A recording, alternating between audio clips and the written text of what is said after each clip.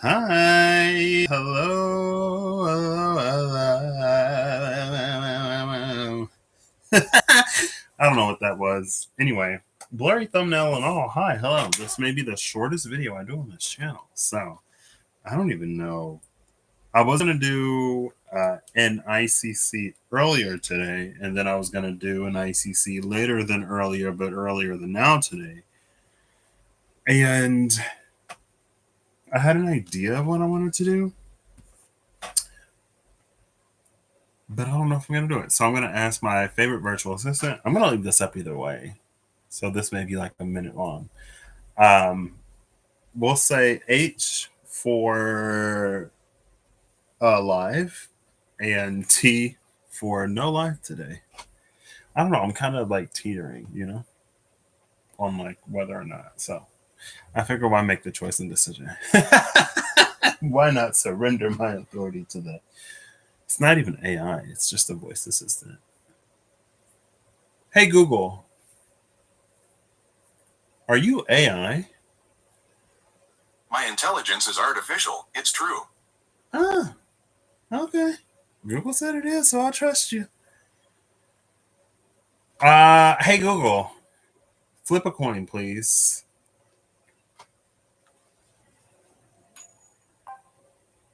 It's heads. Wow. I would have been shook if she said tails, but she didn't. So I guess we're going to do this. Yeah, so today's number is 7559.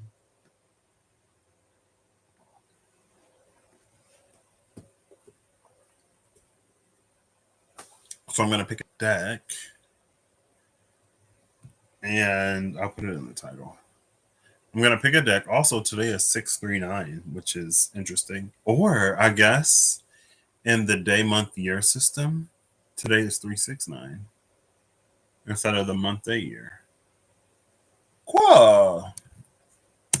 I feel like surprisingly, I guess I haven't necessarily been on here too much either. Anyway, Eve, oh my gosh, were you? I was just thinking about you. There was this like Instagram thing. It was like no cheating. Post a pic of you from June of last year, and I was scrolling through, and as I'm scrolling through, there were like a lot of pictures in early September, and I was like, why are there so many pictures in September? And then I was like, oh, it's because I was with Eva. Oh, I was kind of like, I thought that Tails would have been funny, so I was like, let's do it for the sake of having fun. Why not? But what I'm gonna do is I'm gonna pull the seventh, fifth, and ninth card from the top of the deck, and then I'm gonna pull the what's that 10 plus 26th card, and then the 8th card from the bottom of the deck. And I don't even know what deck I'm gonna use, because I don't know. I was gonna do like some kind of preparation, but then I was like, if Google says tails, then none of it matters. So now here we are. Let's do a deck from over here. Oh,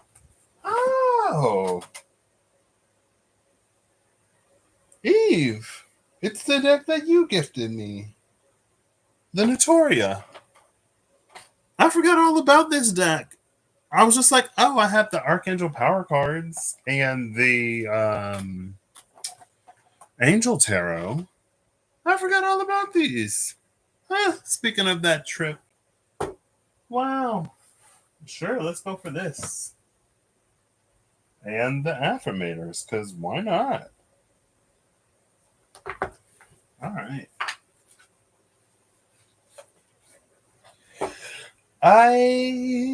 We're just gonna go wherever this goes. Excuse me. I feel like 4 angels is a lot. I mean, I guess potentially 6, right?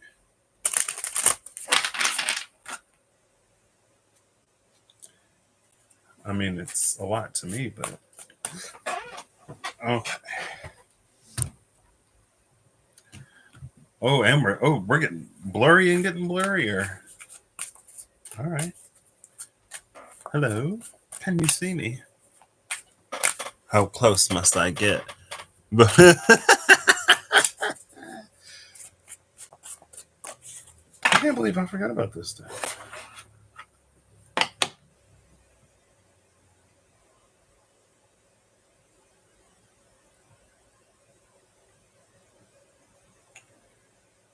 Ten of Cups and the King of Pentacles at the cut. This Ten of Cups is interesting though because it's number 36. Number 36. How close is this thing focused? Oh, goodness. Third day of the 6th month in the year that reduces to a 9. I feel like I was thinking about that for some reason. I don't know. Anyway, without too much ado, I'll do one more and give it a cut. The 7th, 1, 2, 3, 4, 5, 6, 7. 1, 2, 3, 4, 5. 1, 2, 3, 4, 5. 1, 2, 3, 4, 5, 6, 7, 8, 9. And then 1, right? 10 plus 7 is 17 plus 9 is 26. 1, 2, 3, 4, 5, 6, 7, 8, 9, 10, 11, 12, 13, 14, 15, 16, 17, 18, 19, 20. 1, 2, 3, 4, 5, 6. 26 is an 8. 1, 2, 3, 4, 5, 6, 7, 8. How have you been lately? You popped into my mind. Was that yesterday? Or earlier today? It could have been earlier today. Or yesterday. I know I was on a walk when it happened. I've been like engrossed in this series of audiobooks. I was just telling my journey buddy, I was like, I'm like so engrossed in these audiobooks. I feel like I'm not necessarily getting the benefit of like a mental sort of review or a mental checking in. I'm not necessarily getting the benefit on my walks because if my mind slips at all, my ears are just like not listening to the words. And like I said, I am enthralled. Hey, Holly, how you doing? And I was like, oh, I wonder how Eve is. And then like the drama in the audiobook turned up. I'm so sorry. Ooh. Are you expensing expensing the room service and the fancy meals? That sounds fun. Fun-ish, right? I'm glad to hear it. Yeah, when because I visited Rome with my friend, and he was talking about like all of the stuff that he usually expenses, and I'm like, wow, let me get a job where where I could expense something. Not that I would abuse it, but I'd make sure that I was well nutritionally prepared to be very productive. I don't know. Anyway. Ooh. See? Perks of being important. Let's see. So the cards that we have on the table are the Hierophant, because of course it's the Hierophant. Why would it be anything but the Hierophant?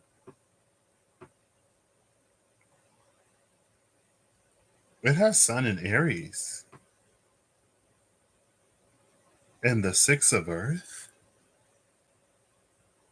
Why? This is interesting. I'm so intrigued right now. I guess this is just like not gonna focus today.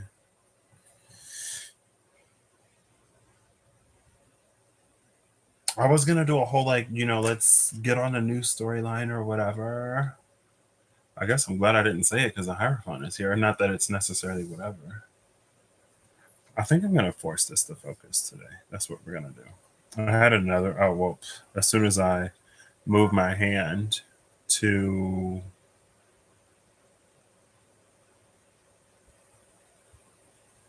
as soon as I move my hand to get this to focus, it focuses. But I'm going to pull up the window anyway so that I'm ready for next time in anticipation of an event that may never occur. How are they? I'm like all up in my phone. Sorry. Oh, the card. The Hierophant is here.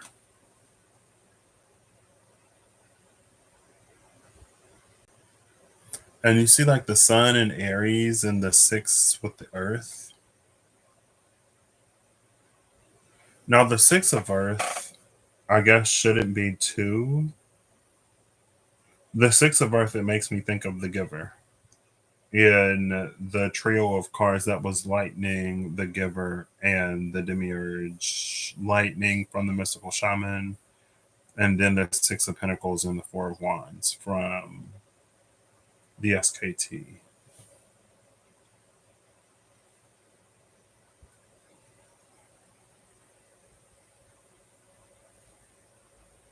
Interiora.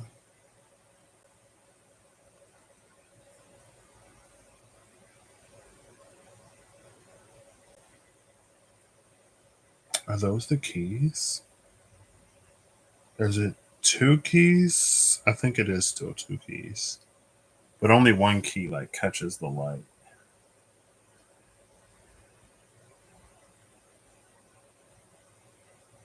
Or is that like a razor? What is it? I'm gonna have to dig out my phone, use the zoom tool. I'm curious.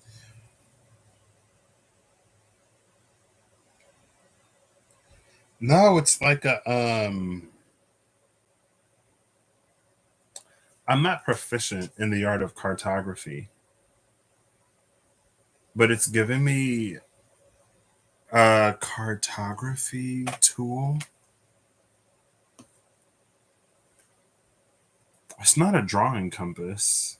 What is it? A sextant? It's not a. Is it a sextant? Well, a sextant is more of a ship navigation tool than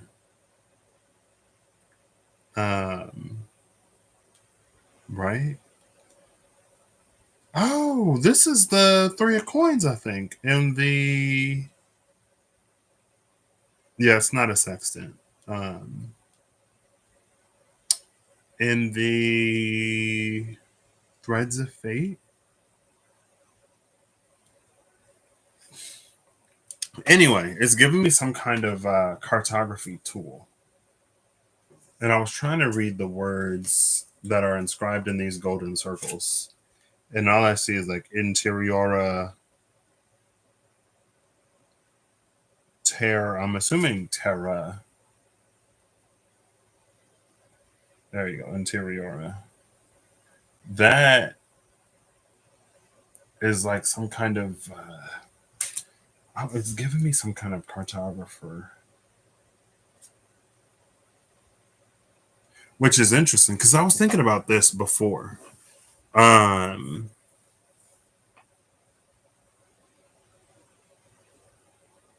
yeah, the weather today, even here, it was like low 80s, maybe mid 80s. I was like, oof. Because I walked outside, I was like, oof. Um, it's warm enough for me. I don't need it any warmer than it is today, but it's going to get hotter. So I was just thinking about that space that there is no guidance to. Oh, I've had this thought in my mind since yesterday. And I was kind of going to go live yesterday. But again, right now, um, it's like what resonates, how it resonates for me. and what resonates, how it resonates for thee, right?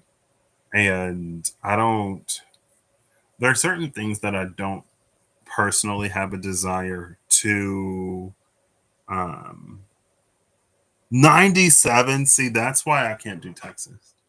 That's why that reason number one or two. It's too hot for me. I can't. I don't like heat. I'm not here for it. Every time I do that, it confuses the camera. um. Anyway, what was I talking about? It's fine. Um. There are certain things that I don't necessarily have the desire to do because of the person that I don't desire to be. Things that I don't want to have to worry about, right? I feel like I'm not even in temper enough, or yeah. What is the point of that? I don't know what the point of me saying it is, but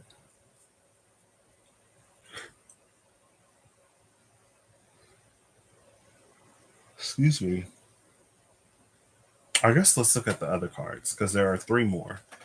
The next card is the Seven of Wands, which is Mercury in Gemini. And if Mercury isn't already in Gemini, then it will be soon.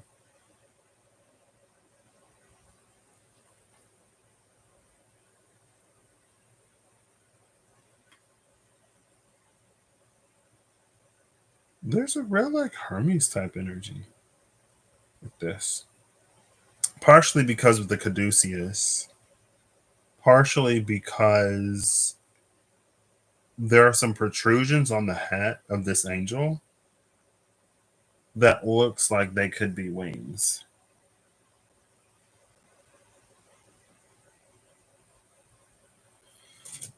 Next is the Six of Swords, which is Mars in Pisces. Mars in Pisces is the Ten of Cups. Anyway, now this Six of Swords is interesting.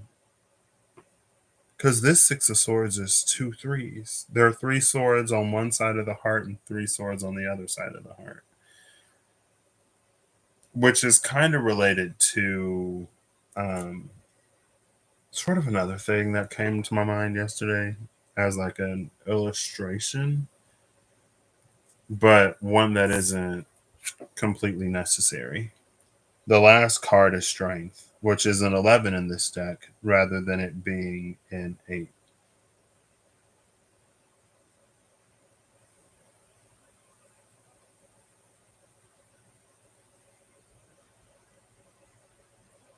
There are a lot of spilled cups, 5 spilled cups that I'm counting.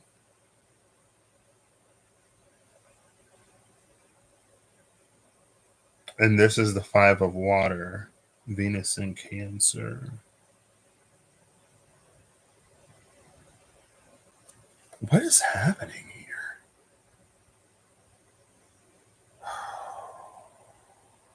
Okay. Venus enters Taurus on the 5th. Am I ready for that? Where is Taurus for me? My first house. I'm a Taurus rising. I think I'm ready for that. I've had some interesting shifts in my personal astrology in Vedic or sidereal. I mean, it's a natural progression in Vedic and sidereal. I just didn't necessarily notice the progression or notice the change when it happened. A few months ago, I was like, oh, let me just like look and see like where I am.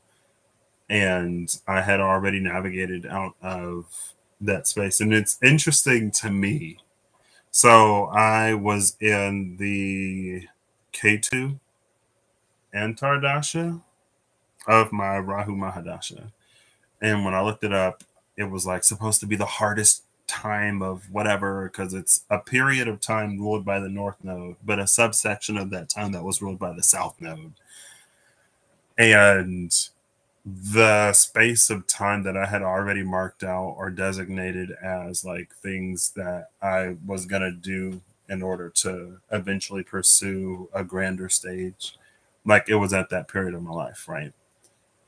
And I moved into the Venus and Tardasha of my Rahu Mahadasha like last year. And it was just like, what? But because of how Venus is situated in my chart, I guess the Venus situation is technically more tropical than sidereal. Her positioning in tropical astrology is much more favorable than my Venus in Aries. Uh, did I say that right? My Venus is in Aries and tropical, but in sidereal astrology, it's in Pisces. Anyway, when I was like, oh, actually, now that I think about it, that makes so much sense. The timing is perfect. Wow, that's kind of crazy. That's kind of crazy. That's wild. But anyway, I had gone through that whole period of time and not even like realized it. As an aside, my focus, I feel like, is even more all over the place than usual this time. I still have the two cards that I pulled from the bottom of the deck, but I don't necessarily expect to get any more since I am also using these. So I shouldn't be surprised that sense is kind of hard to come by in this.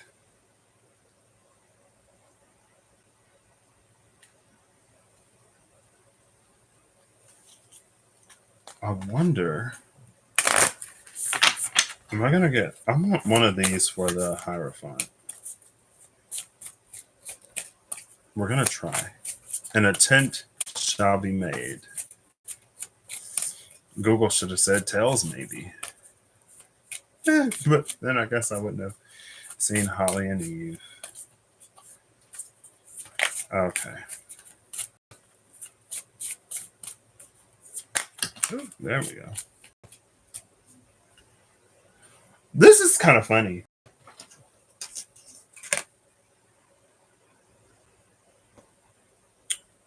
Are the other ones? I guess not necessarily. So the cards that came out, it's ups and downs, and then patience is behind it, and engagement is behind that. Ups and downs, patience, and engagement are the three cards that came out. But the loop on the rope and this ups and downs, and then like the glyph at the top part of these cards, like that glyph right there, and then like the rope itself. Maybe it's a little bit more visible in this one. It looks similar.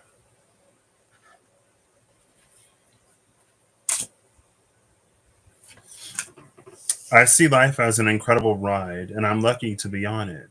Yes, the ups and downs make me want to puke sometimes, but they're also what make things fun and interesting. And when you look back, even puking on yourself makes for a good story. This, I'm listening to that audiobook, right? He Who Fights with Monsters. I'm on the third book now. When they travel through portals, and even some teleport effects have, it disorients most people unless they have some kind of astral affinity, because as they teleport, they move through the astral plane, I guess.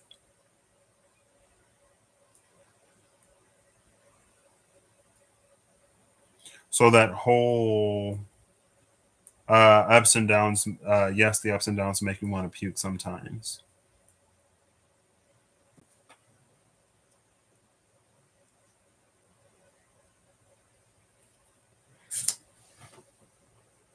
And then the Hierophant does have this cartographic tool,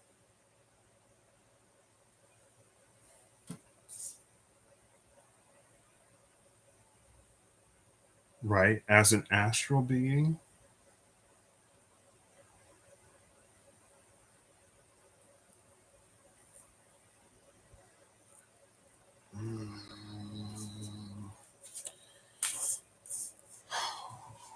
Goodness. Sometimes I'm just like, ooh, this is one of those. Like when the Hierophant came out with the cartographic tool, especially as I was thinking about the places that there is no guidance to. And I don't even know like what triggered that sudden recollection before this.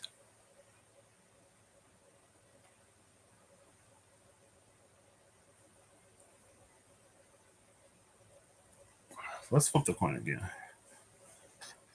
And we'll do the same rules as last time. Hey Google, flip a coin. It's tails. Okay, 26 minutes. This video is over. Oh gosh. I guess I didn't even look at the face down cards. I don't know. I don't know. I kind of missed the days where I don't know what it was before, but I missed the days where like that would come out. You know what I mean? Maybe I shouldn't have called it ICC. ICC. It's too much. It's too much. I guess patience is here because patience is the card that came out behind ups and downs. And then there's engagement behind patience. Does patience mean that like this is enough and we finish this in the distant future? Or is patience for me to have patience with myself in this process today? And for anyone who's watching live or afterwards, to have patience as I try to get through it. It was already weird when the Hierophant came out with that tool, a tool that's used for making maps in a space that was supposed to be off limits, not necessarily off limits, but a space that has not necessarily been explored. And then for these cards to come out after, now the cards that I pulled from the bottom of the deck are still face down. I pulled them face down. And I somehow feel like revealing them or flipping them over now won't necessarily help. So I'll just keep reading the cards. Why not? Patience. Congratulations. You've been granted more patience. You may start using it right away or much, much later. Waiting a long time is the sort of option now afforded to you by greater patience. Can you believe it? Look at this. You're still reading and you haven't started getting annoyed yet. Imagine how this patience will transform your life. Imagine how easy it will be to go to the post office. Speaking of the post office, there were some things that I wasn't going to travel with, and they got mailed to me. And I went to the post office a few times, um, and primarily one location. I went to the post office often enough to have like a preferred post office person, postal worker.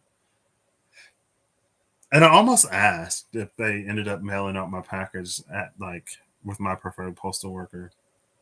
Um, anyway, I feel like that almost had a point, but that was pretty much it. See, maybe I should just let it blur. Maybe it's because I said I was going to force it to focus today. I wish I could force myself to focus.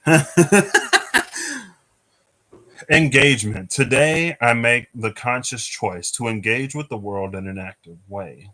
I'll take a new route and talk to strangers. I will smell flowers and pet dogs and maybe walk around barefoot for a while if I'm not inside a 7-Eleven. At the very least, I'll have a day that's slightly more interesting than average. And at the most, I'll have a startling epiphany or make a friend who will change my life forever. No pressure.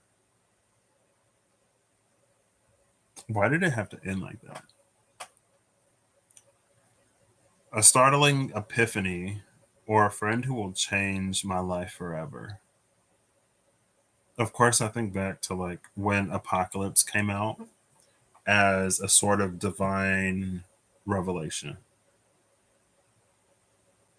That word sounded weird coming out of my mouth, but I think it's because realization was like on the brain. It was like revelation doesn't sound like realization.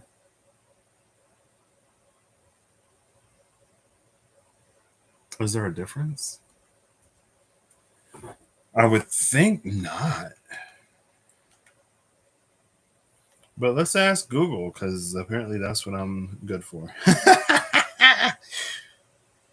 Realization versus revelation.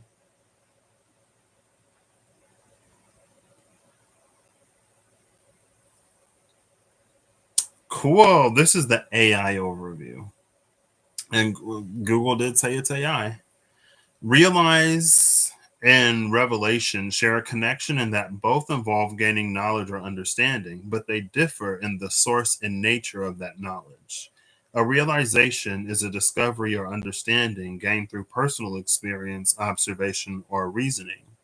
A revelation, on the other hand, is a sudden or unexpected disclosure of something, often implying a divine or supernatural origin.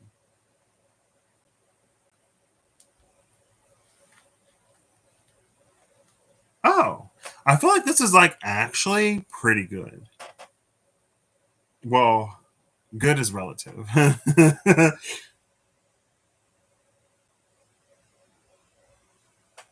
This is going to be the name of the game today. I don't think I can ask yes or no. I can ask Siri, but I don't know where my iPad is. Hey Google, yes or no? I'm not sure. I think that's a respectable answer. I said revelation, but in my brain it was like realization, right? The difference between the revelation and the realization is the source of the breakthrough. So, very true. One way to take that would be there is something that we are supposed to have realized by now. But because we haven't realized the thing, it would be revealed to us through revelation. That's the low hanging fruit of it. And with the cards on the table, with this strength that is so weird, and the Six of Swords that's like a double Three of Swords energy rather than it being like moving forward. And I mean, honestly, there's nothing wrong with the Seven of Wands. Wrong. But the Six of Swords and this strength card are the most like, what? That could be like us not realizing the thing that we supposed to have been realized. So it will be revealed. Ups and downs, patience, and engagement. So this could be a divine patience. The time that's allotted for us to reach whatever conclusions on our own. Which is interesting because the theme of divine non intervention came out in that booster pack. And we saw whatever card it was that I guess that's a thing that's been coming out beyond just that. Don't ask for the specifics because I ain't got them. But that energy of like, I guess what the single use dragons versus the connection of like this divine stepping in on our behalf to make things easier or more bearable or more tolerable. Now, we only have the experience that we have. So we don't know how different things would have been or could be necessarily, right? But this feels like an encroachment upon that whole like divine non-intervention thing. As we go through our ups and downs, the divine has been patient with us. But now the divine is like stepping in. The divine is engaging where we may have failed to do so. Or we learned whatever we were supposed to learn through the ups and downs so that by the time we do engage, we can do so more effectively and thoughtfully and whatever. Which is funny because I was talking about like the stuff that I don't want to do because of the person that I don't want to have to be or whatever. And I was like, I don't know why I'm saying this. It's not like I'm being like given specifics, you know. This is as vague as anything else I say on here. But that's the low hanging fruit of it, the revelation versus the realization. That's also why the Hierophant, but the Hierophant with the cartographic tool itself is interesting. Now, this is a deck of angels. So, this is an angel in the seat of the Hierophant rather than it being a person in the seat of a Hierophant. If an angel is in the seat of the Hierophant, then I guess it would make sense if they have a a cartographic tool, a cartography, a tool of cartography. But it would be a question of who or what that angel liases to. Because the Hierophant is a middleman or a middle being, it's a go between. Much like Hermes was the messenger god who took messages between gods, and I'm sure at some point messages from gods to humans and from humans to gods.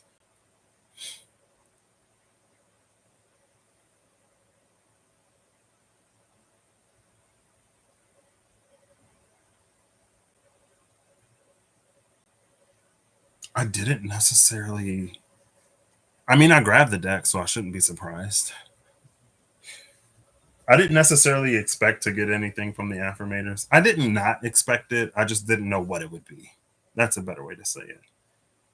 I wouldn't have grabbed it if I didn't think it would help because things have a way of working out.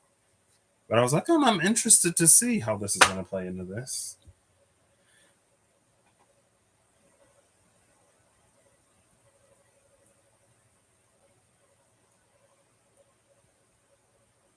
It's almost like it's interesting. See, if anyone, the one thing that I don't like about using anything that's like a book or a movie or a TV show or whatever, the one thing I don't like about like using those as metaphors or drawing the metaphor from them is that like it's so easy to encroach upon spoiler territory. You know what I mean? And so sometimes I'm like, well, I could just like not say what it is because then no one would know what I'm spoiling by giving it away. But in a thing that I've recently been engaged in, um, there is a character who borderline infringes upon their own sort of rules. It also makes me think of um, Morpheus. What is Sandman? it makes me think of the trio of people, beings. They may have been witches, I don't remember, in Sandman, and how they answer questions. And how they told the one girl, like, they were like, you didn't ask the right question. If you would have asked the right question, we could have told you where this person is, or we could have, and the person was a threat. They're like, we could have told you where the threat is, or we could have told you how to avoid it if you would have asked the right question, which is interesting because the Archmage of Water came out with the challenge of wisdom, which was you can ask 3 yes or no questions. And if they're found to be particularly thought provoking or whatever, then you get the tome of understanding. The tome of understanding would have led to a realization of something beyond the scope of our understanding. But if we don't have that realization, there will be some kind of revelation.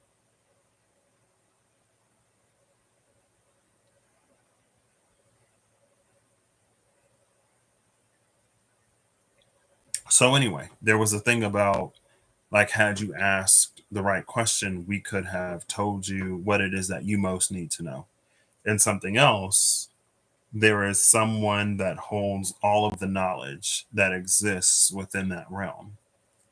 And they kind of sort of basically almost commit taboo by giving someone knowledge that they don't yet know to ask for. Now, usually, this is like my Two of Swords card. It's the Two of Swords, it's the title card, it's any card where sometimes it does us more harm than good when we get too much information too quickly. If we get information before we know the context in which it applies, or if we get information that we don't have the capacity to receive, we run the danger of misinterpreting it, confidently misinterpreting it. The confidence is what we do with that information without, that greater context. Yeah. Or in my case, asking any questions rather than just pulling cards. When you pull and you don't even ask, yeah. Such is the nature of my relationship. I feel sometimes I get posed a question. Oftentimes, it depends. There are some times where I ask more questions. Other times where I'm posed questions, and then in the processing of something or thinking about, like, just following that mental brain trying to arrive at some kind of conclusion or whatever. Now, I could look before and after the Two of Swords. If I really wanted to extend this, I could look before and after the Two of Swords, the Queen of Cups, and the High Priestess. That is the minor High Priestess, the pre High Priestess, and the High Priestess. The High Priestess would be what we're supposed to get out of something. And then the Two of Swords or the Queen of Cups would be like how far off the money we are.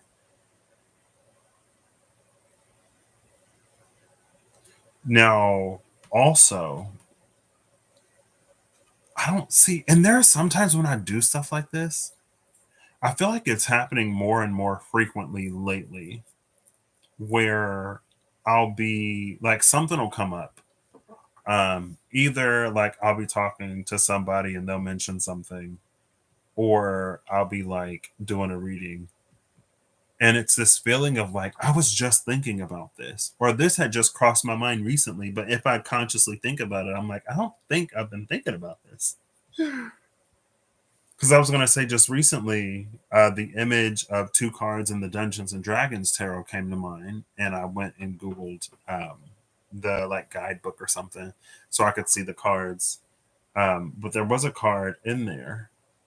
I didn't think of that card, but I did see another card that was in the context of the same reading or the same series of readings. There's a few cards in the Dungeons and Dragons tarot where either there is like a portal or gate or a doorway. And when I saw these like concentric rings here in the Hierophant, It reminded me of that one card in the Dungeons and Dragons tarot that has like concentric rings, or it has like portals or something like that on it. Now, that was in like according to the real Karukian mythos. And for anyone that is I've been referring to the real Karukian mythos as a video that I've done before, or something that came out, or whatever, right? Because it's easier, I guess. That's my way of saying, like, this is how I've sort of like read this, or how it's been presented to me before, but it may not necessarily be like universal. Um, but in the real Karukian mythos, I believe it was like a library or something. It was like there was an establishment that had a door somewhere. And maybe it was a door that people didn't realize was a door, but they had a door somewhere that was sealed or in an extended period of disuse, which is interesting because of the Watcher of the Wayside, the ancient golem that had survived like dragons and a whole bunch of stuff and was lost to time, purposeless.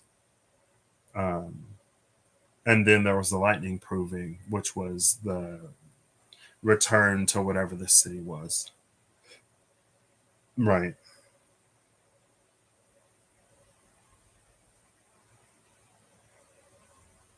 There are so many questions I have now, though.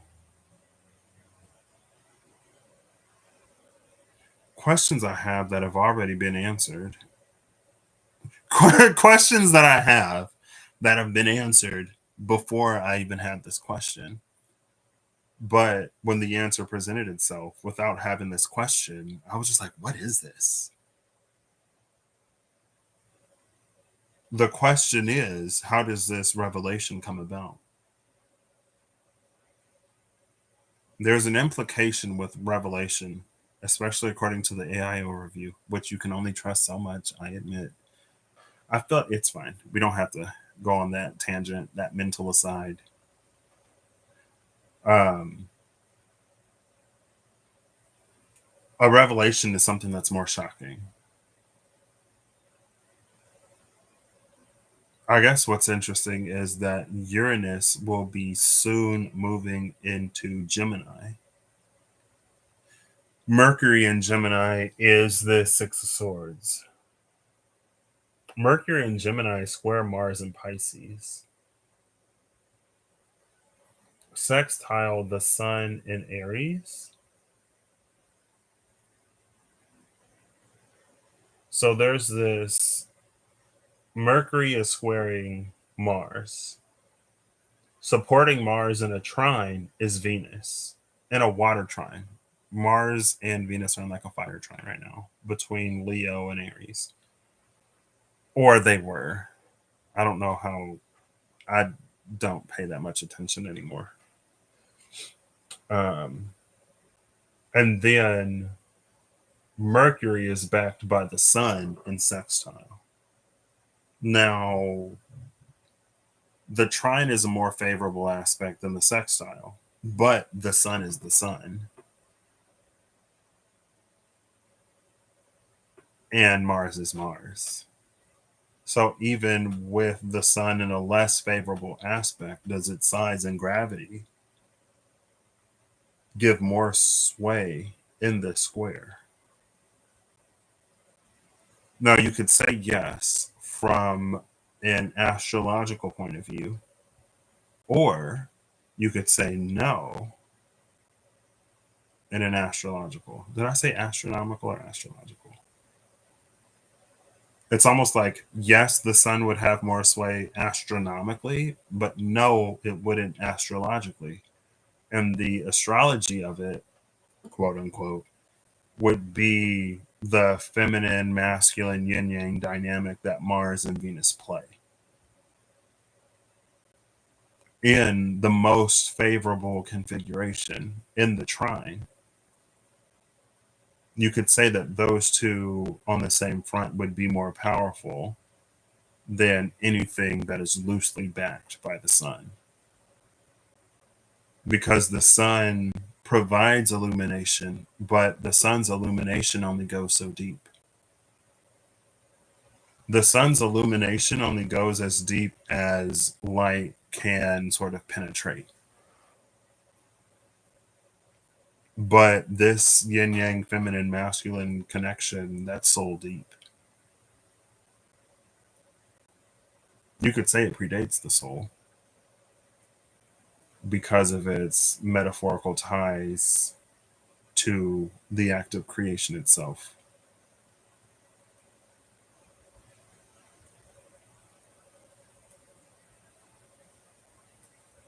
Anyway, we still have these two cards face down. I feel like that's a question, honestly, I don't even necessarily want to have the answer to.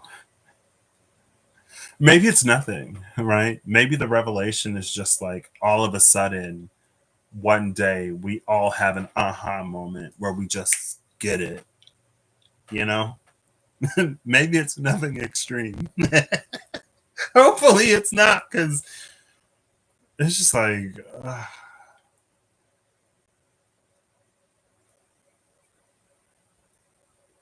I prefer not. Maybe I shouldn't be so cynical about people, right? We can have revelations and it not be because we've done too much or gone too far, right? Because things are so bad. Things can be so good that we have revelations.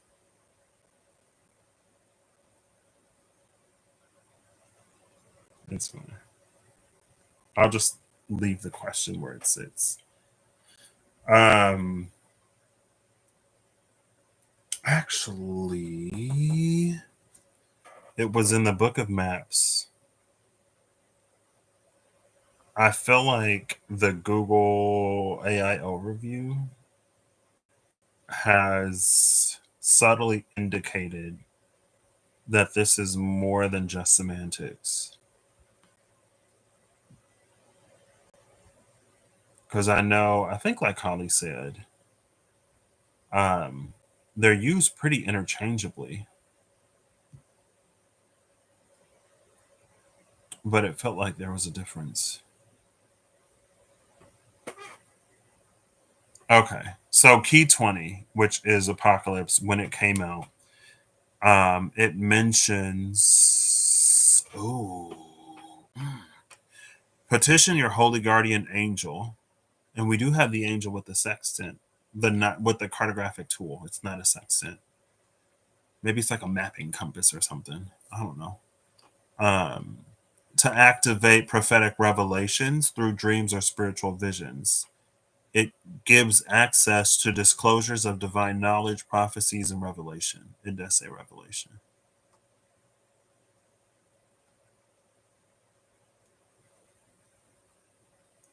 But revelation in a well, I was gonna say in a softer way because it mentions dreams and visions.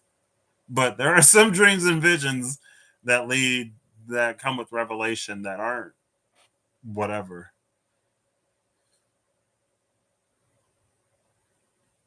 It still doesn't answer the question. And it's a question that need not necessarily be answered, like I said before. It's a question that honestly I don't even necessarily want to ask. It did mention revelation.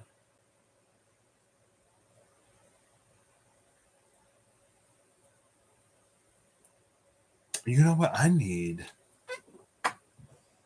I think I have what I need. One second.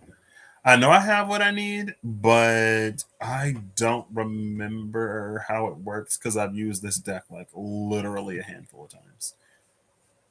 Um, one second. But I know it's up here. Actually, I think it's down here. Oh,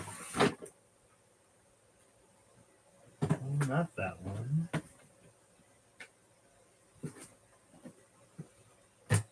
Where are you? Hello? Are you not down here? I was so sure. I was so certain.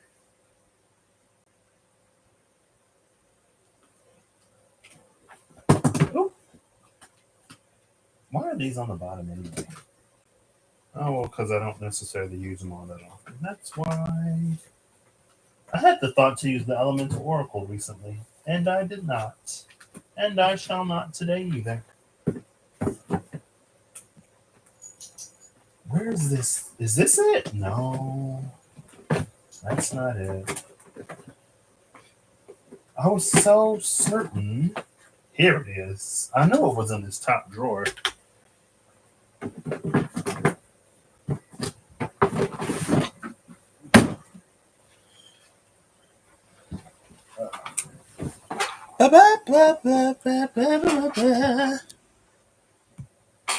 Cool.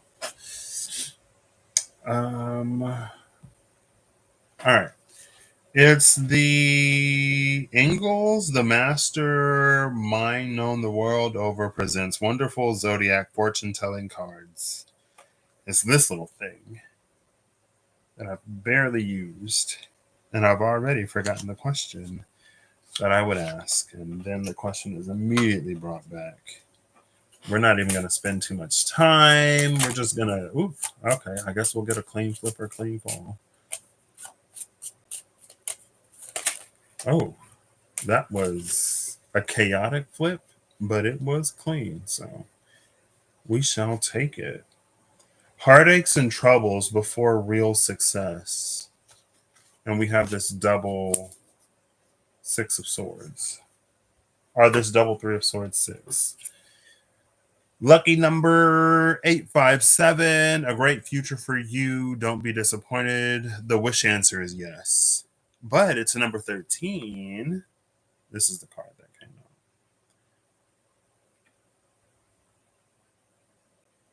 It says yes.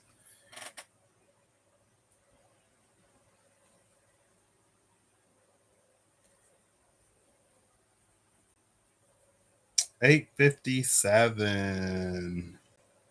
I don't even, that's a 2. Because 2 go there, 1 goes there. From 5, that leaves 2. It's a 292. So is that 20? Yeah, it is 20. 8 plus 5 is 13 plus 7 is 20. 20. Oh my gosh, it's 20. 8 plus 5 plus 7 is 20. Key 20 was Apocalypse, and I just read Key 20 Apocalypse.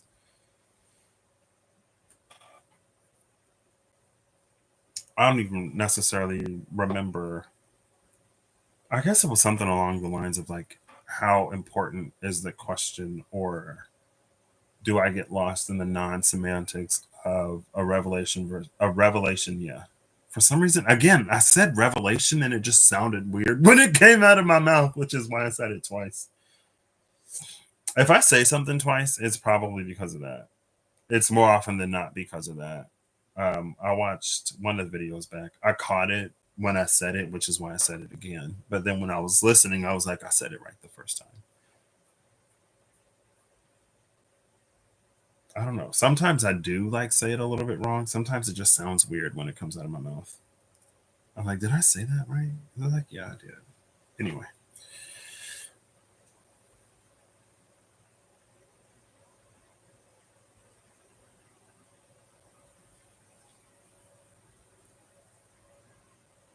A startling epiphany. It did mention that.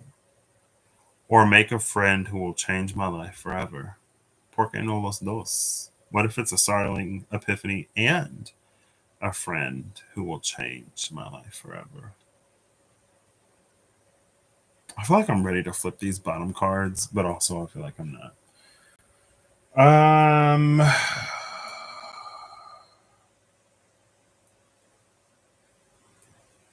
Should I pull before and after the Two of Swords? I saw the Witch's Tarot in there, and I haven't used the Witch's Tarot in a while. The Witch's Tarot was my second tarot deck. I didn't connect to it for like a while. Because I didn't connect to it, I traveled with it. And by travel, I mean like I took it to work when I worked the night shift and nobody was there. I also used it on, I read like one of my friends, surprisingly. And then I had him read me. Especially at that point, I was like, if you don't have um, the knowledge of like what the element and the card number, like what that combination of number and element will do or suit, especially if it's like an illustrated deck, then just go off of the illustrations. Illustration and intuition is sometimes more than enough. I was and still am a firm believer in like the divine works with us and speaks to us in ways that we'll understand.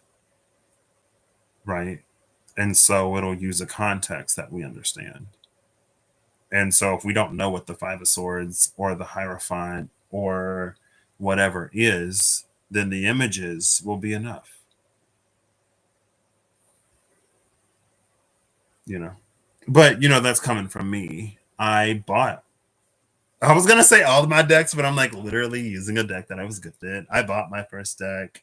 I wasn't like, I was ignorant to a lot of stuff. And frankly, I still don't care. I don't care enough to, you know, whatever. But yeah, I'm not one of those traditional whatever. Anyway, it's fine. It doesn't matter. That's not the point. The point is, I saw the deck. I'll go for it. Why not? And I left it accessible.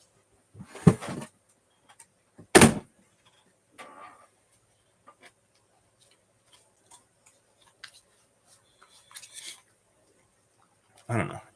It's fine.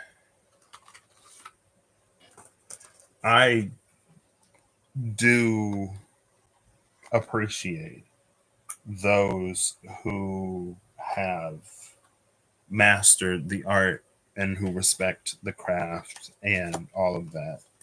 Because without all of that, there'd be no paper in my hands, right? It's just not necessarily my way, which is fine. The King of Pentacles and the Page of Pentacles. In this deck, there's a really, really interesting story between the Page of Pentacles and the King of Pentacles. No, that's the Six of Swords and the Seven of Wands. It involves the Seven of Swords. Also, we saw the King of Pentacles at the cut.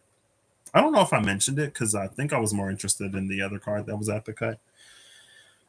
But in the Notoria, the King of Pentacles was at the cut. Which is also interesting because the Queen of Pentacles has been coming out a lot.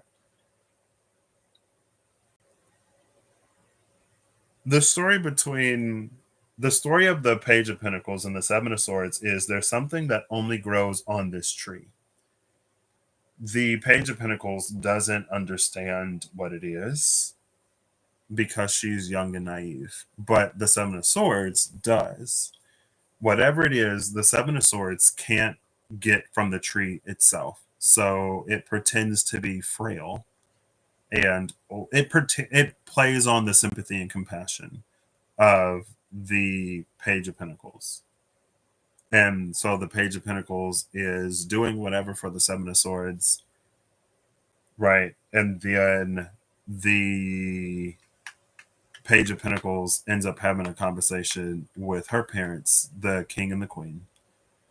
Ultimately, she discovers that whatever it is that she gets from the tree, she gets because of who she is, the character of her heart. And it's not that she doesn't believe her parents when they tell her, but she tests it in theory, right? So the conversation at first was with the Queen of Pentacles. So the Seven of Swords comes back one day. The page asks the Page of Pentacles to get the thing from the tree. The page makes excuses to not do it, notices that the Seven of Swords doesn't approach the tree, and then it's confirmed. when the Seven of Swords leaves in disappointment or sometime along the way, the King of Pentacles sees the Seven of Swords and is like, "You're still at this? Like, you did this to me when I was the page. You're still in the business of doing this? What? That's crazy." Like, you would think that at some point you just, I don't know, do what you need to do to grow your own trees or to pick the fruit yourself. That's the story. The semi-abridged version of that story between the Page of Pentacles, mostly between the Page of Pentacles and the Seven of Swords, but the Page of Pentacles and her parents. I'll give this one more.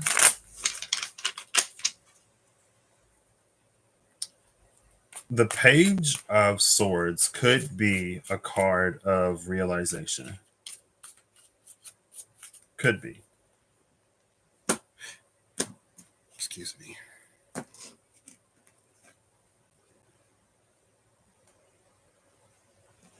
I don't know what a card of revelation would be. I guess judgment. Maybe the Ace of Swords. But I think I want to look. I'll just keep it to the side for now.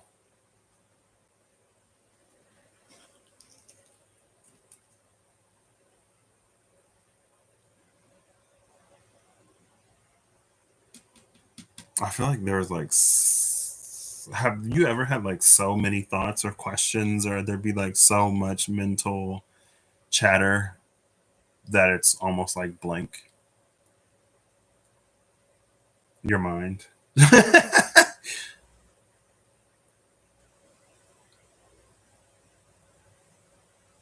This is why, like, in some cases and instances, I prefer like writing or typing, because then I could like just get all the thoughts out and then have enough to know where it was going when I go back.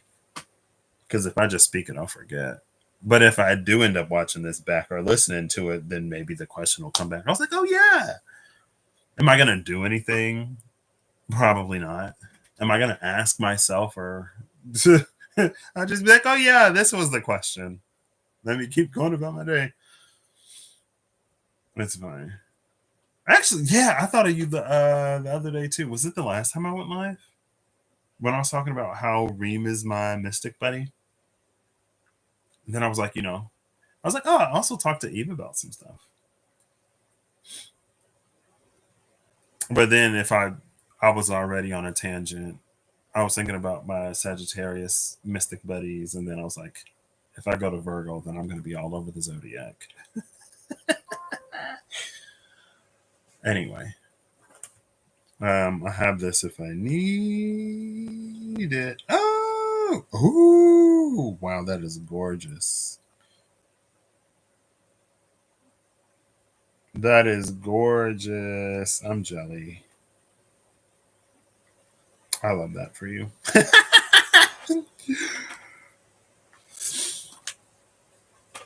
Especially in this heat. Well, maybe it's probably warm outside, but still, anyway, the vibes, the aesthetic is on point. And Venus and Taurus is all about the aesthetic. I'd say Venus and Libra is more about the aesthetic. Venus and Taurus is probably more about comfort. But comfort is an aesthetic all in of itself. Anyway, it's fine.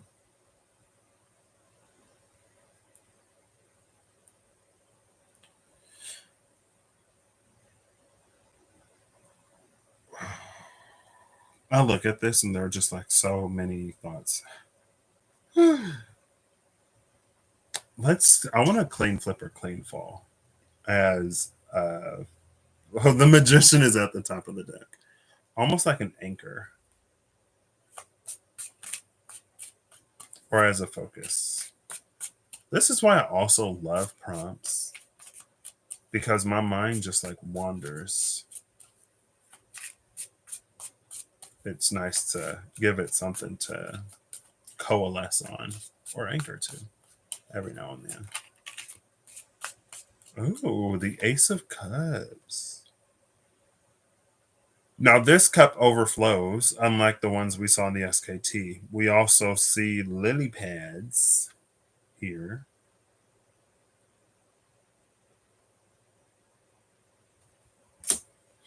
Bottom of the deck is the King of Pentacles.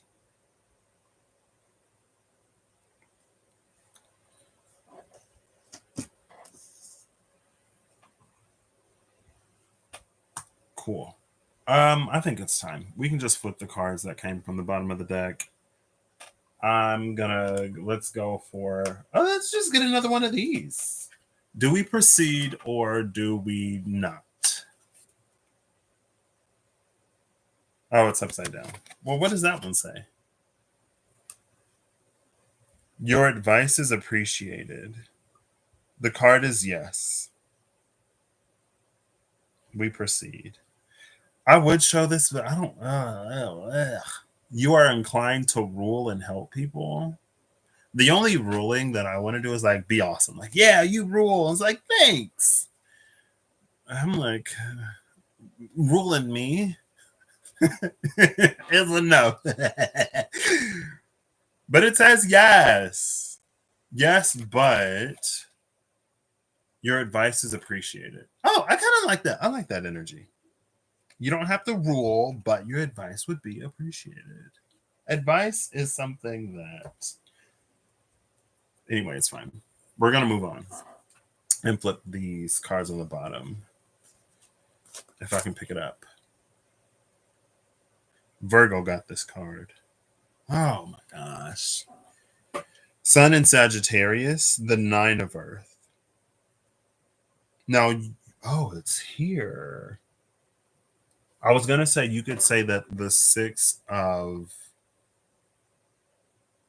Earth, the mirror of the 6 of Earth is the 9 of Earth, but if you turn it upside down, that would be air and not Earth. Virgo got this card. Probably the last time I ran through the zodiac. It was when powers of 2 and 3. Powers in 2 of 3 for Virgo. Sagittarius, Scorpio. I use this deck to my recollection for Virgo and Scorpio. I'm pretty sure Virgo is the one that got this card, but it could have been Scorpio, honestly, now that I think about it. And it was this whole coin in the mouth thing. Now, what's interesting is there's another card that I saw while shuffling, and I thought it was this one.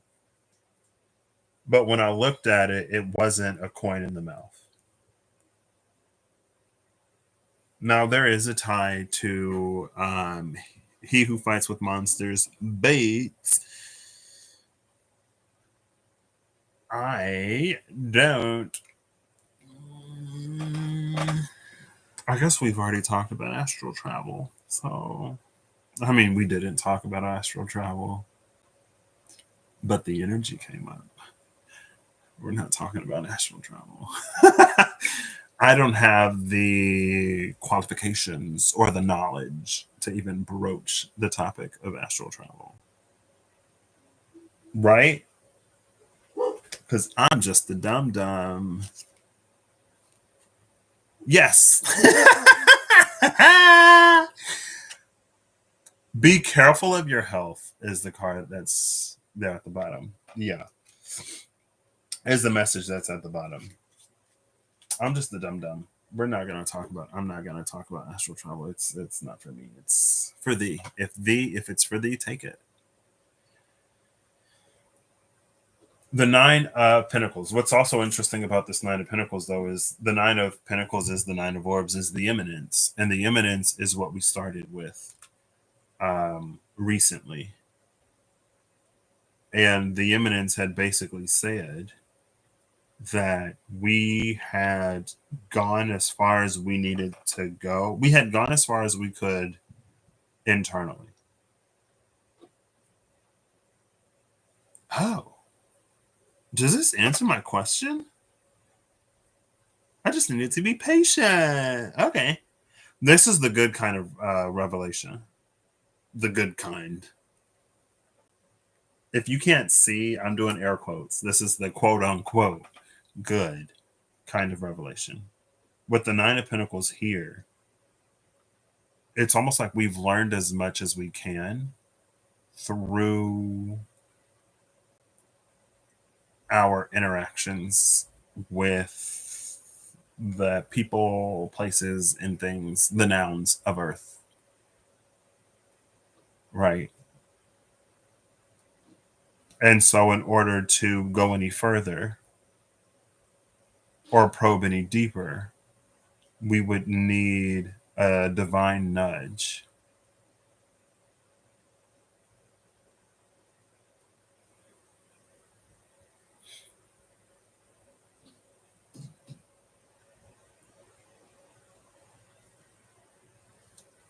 The other card, so that was the 26th card from the bottom.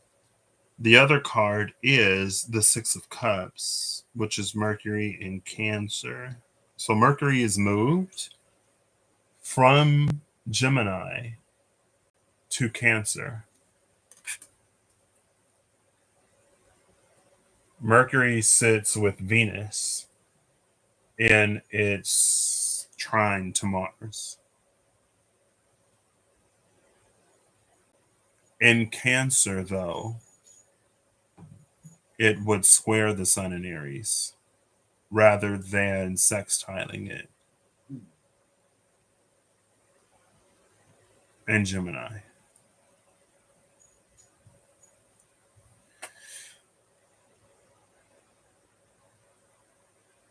You could say that is a realization of greater forces at play.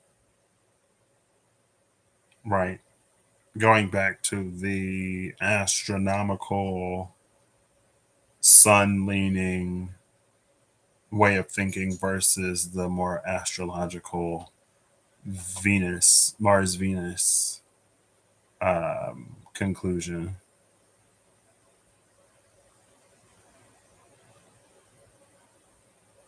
I didn't even show you the card, did I?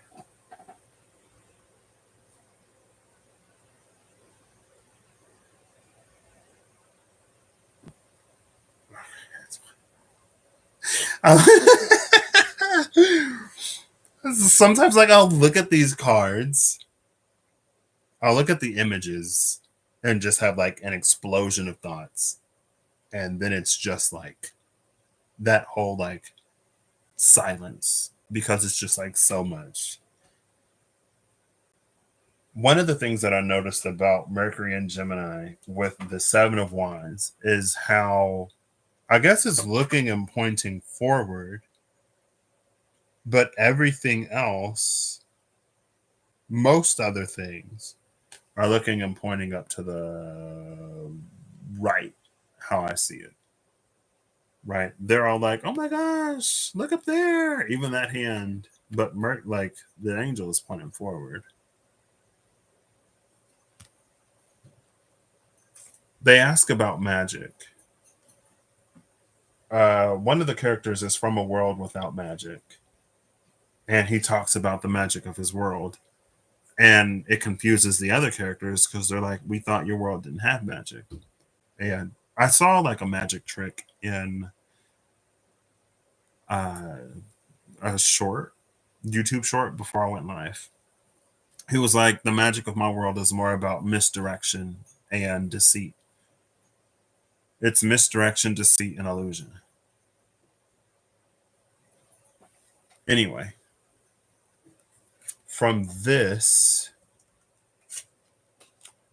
Mercury and Gemini energy to this Mercury and Cancer, something has been received here.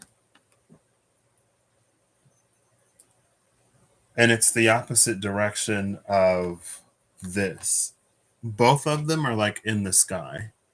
So on one axis, it's the same. On the Y vertical axis, it's true that it is above. It's not below. But on the X horizontal axis, it's in the opposite direction. This is what happens when we make conclusions and realizations based knowledge on what it is that we can see and what it is that most affects us. That's because that's Mercury in the position of favoring the sun. The sun is truth and the sun is illumination. But again, all we glean is what we can see. And if the light doesn't penetrate it, there is nothing that we have to go on based off of like conjectures and stuff like that. But with Mercury siding on this trine between Venus and Mars, there is some kind of revelation or realization that it receives. Now, maybe in a certain sense, it doesn't matter if it's a revelation or a realization, because we can have realizations about revelations that we've had. And that's more so the nature of epiphany. Epiphany is when something has been revealed to us, and upon that revelation, we reach a certain realization. And then it's like, oh my gosh. Like, oh, if this is true, then blah blah blah blah blah blah blah blah blah blah blah blah blah blah blah blah blah. And then, oh my gosh, right? The epiphany beyond the revelation. If I title these videos, that's what I title it. I'm just kidding. Again, on the y-axis, we were dead on. But on the x-axis, it comes from a direction that we wouldn't necessarily expect.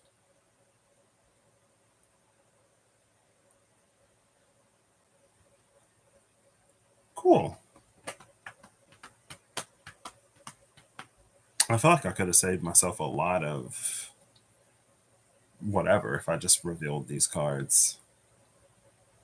But maybe that in and of itself illustrates the whole, like, we are given a time, we are given a period of that non-intervention window where we reach our own conclusions. We make our own realizations. And then when the revelation happens, maybe it confirms our realization, or maybe it goes against what it is that we knew.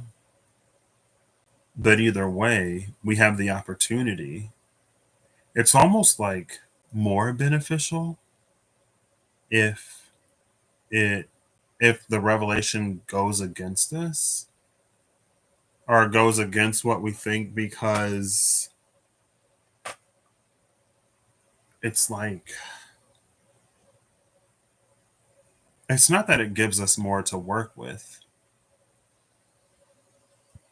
but in a way it kind of does. Like, there's a game that I'm playing, and I actually did think of astrological oppositions versus squares and versus sextiles, especially versus trines, not necessarily. In a game that I'm playing, whenever you go to gather a resource, you can position yourself around the resource, and there is one or two, but more often than not, one spot where it makes it infinitely easy. Not infinitely, it makes it significantly easier to gather whatever material it is that you're gathering. Now, once you get into that a little bit, I don't know if it's at the apprentice level or if it's at the adept level. It doesn't necessarily matter. At a certain point, you gain the ability to evaluate how far you are from that sweet spot. And if you are within like a 270, because a lot of it is like circular, right?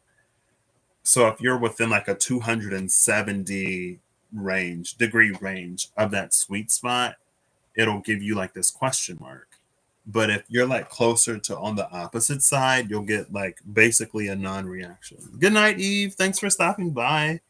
It was so lovely to see you. I should reach out more often.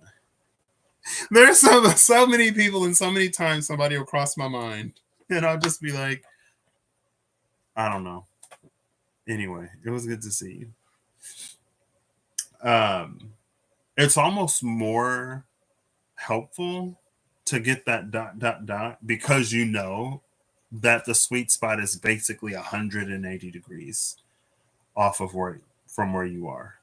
Now at the same time you're doing this, you're either depleting resources or a gauge is depleting. So anyway, sometimes it's helpful when it's the opposite. More so than if it's like, oh, you're close, you're close, you're close. Oh, you're so close. You are so close to like getting the thing that you want, or you're so close to understanding what it is that you need to know. And it's like, thanks, right? How warm and how hot and how on fire are you going to be in the game of hot and cold before you get where it is that you're going or get what it is that you want? Anyway, this is also too, it looks like it's some kind of egg that this angel is inside of.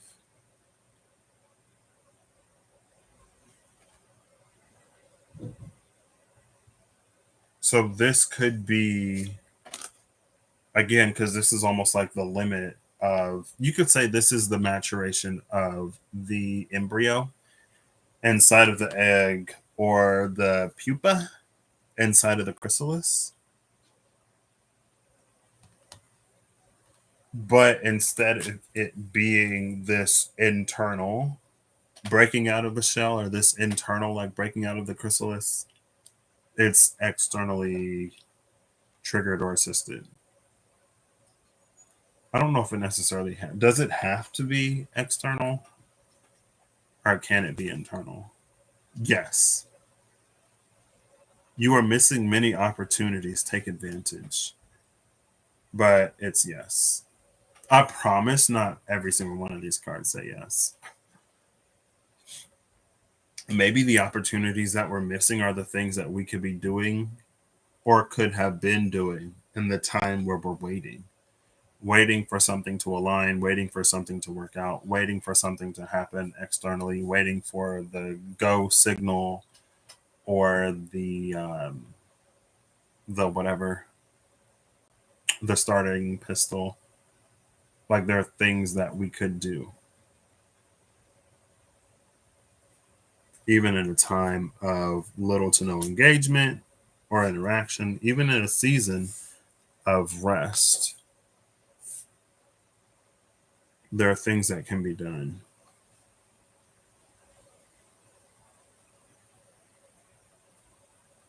So that when it's go time, we can go. And of course, the streams pouring out of this egg remind me of this cup that overflows in the Ace of Cups.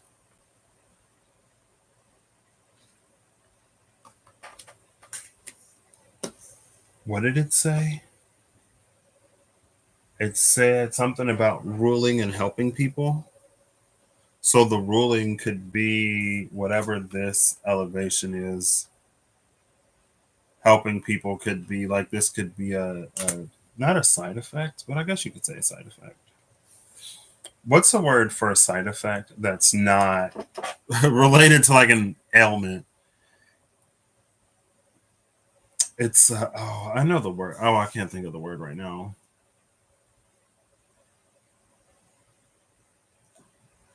It's not a residual. And it's not collateral damage, it's like a collateral benefit. Let's Google collateral benefit. Collateral benefit. Collateral advantage in contract law generally refers to a situation where a party uses its stronger bargaining position to obtain terms that are more advantageous to them beyond the core terms of the contract. This advantage often stems from an option to purchase, a solus tie, or other clauses that give one party an extra benefit. What is a solus tie? Because solus is SOLUS, is giving soul, is giving sun, which we've seen.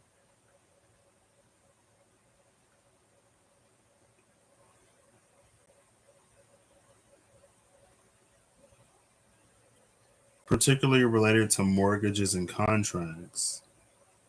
A form of restraint of trade?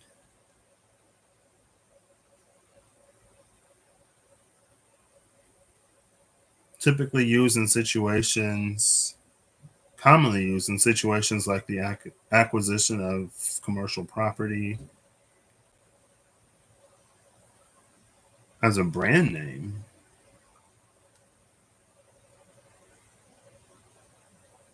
Uh, a form of restraint of trade that sometimes a form of restraint of trade sometimes incorporated into a mortgage, often for the acquisition of certain types of commercial premises, most often petrol stations and stuff like that. It's fine. Benefit, advantage, perk, bonus, maybe a perk. It's close. It's not necessarily the word that was coming to mind, but it's not auxiliary. Is it auxiliary? Or like auxiliary? Pretty sure. Auxiliary benefit. No. No, no, no. It's fine. It doesn't matter. Providing supplementary or additional help or support. It was auxiliary. As an adjective. It's fine. It doesn't matter. Um, yeah. Oh, I saw a reel. I don't know. I'm pretty sure it was it, I don't know if it was sent to me or if it was in someone's story. It was days ago now. But it was like, I think I sent it to my mom. Something about when we pour into other people, right? It's like my cup runneth over, I pour into thee, or whatever. And the reel was like, we pour into people to the point where we can pour into the people. We can have a tendency to pour into others to the point where we don't have anything left within ourselves. But we're supposed to pour from the overflow. So we're supposed to be like so full that the cup is running over. And from what runs over, that's what we give to others. Right? Like these are the streams of water that are forgiving. Everything within the cup is for us.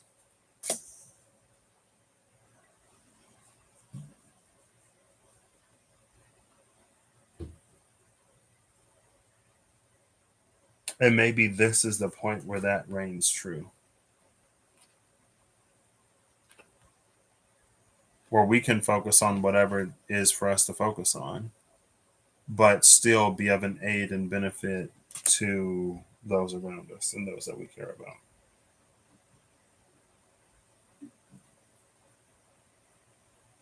But this puts the Nine of Pentacles energy in a very interesting puts the Nine of Pentacles in a very interesting position.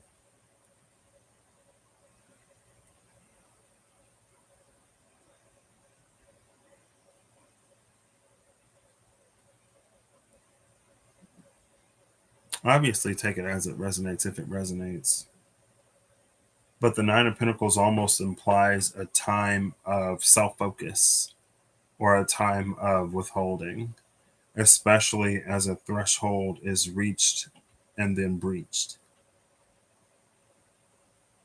Right. And it's like once we make it across a threshold, then the cup will overflow again. It's like if our cup is expanding or has expanded, our capacity has deepened, the well goes deeper. There's a depth here that wasn't necessarily there before, or we're being prepared for a depth or a deepening. Then again, what we give should be overflow. So we may have to hold more as our capacity has increased. And then, as we're like, when we reach that capacity, that's the moment where the egg is cracked from like the outside. And the outside doesn't even necessarily have to be external, it can be internal, but from beyond whatever that threshold is.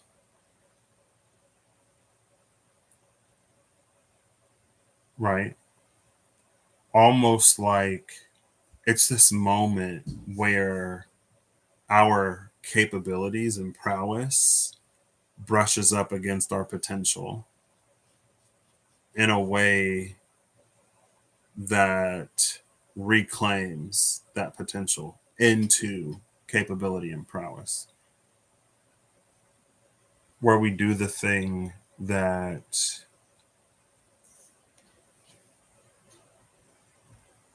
our other self would do.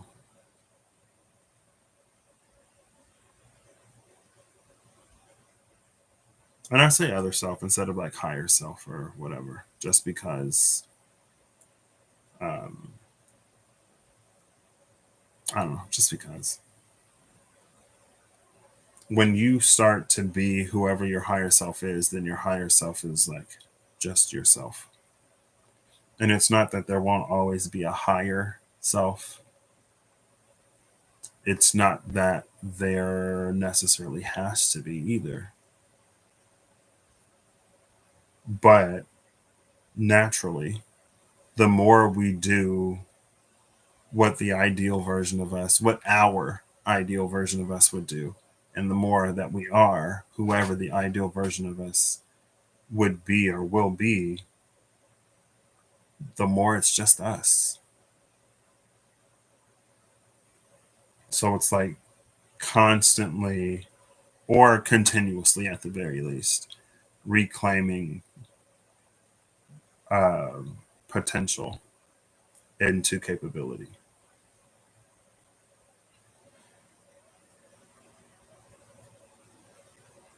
Cool. I think we are ready to end this now. Are we done here? Yes. Regardless of opposition, you will be successful. I love that.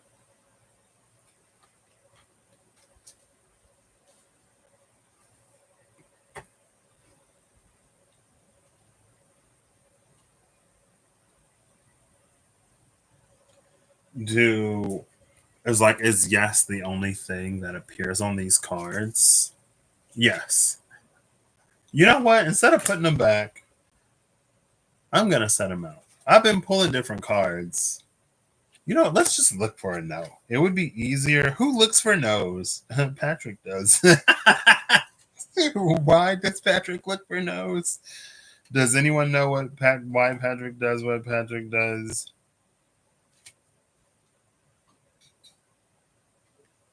So here's a no, number 66. Lucky number 66, and it says no. So you can see that there are no's in this deck. Everything that came out was a yes. And maybe that, what did it say? You will be successful regardless of opposition or something like that. Ooh, I smell food smells. I got this Witch's Tarot out. And for what? What card is there to look before and after? I guess we could look before and after Temperance because of the patience here. But I don't know if that would necessarily be beneficial. Would any card from this be beneficial? No. Now I get the nose. No. No card from the Witch's Tarot would be beneficial, which is fine by me. Um, maybe because the King of Pentacles is still here. Maybe going back to the Page of Pentacles, the story of the Page of Pentacles in the Witch's Tarot, according to Ryukarukian mythos, right? The Ryukarukian mythological story of the Page of Pentacles and the Witch's Tarot specifically. Maybe we Seven of Swords, our own sort of higher selves, or our true self. Maybe we borrow from potential rather than become or embody.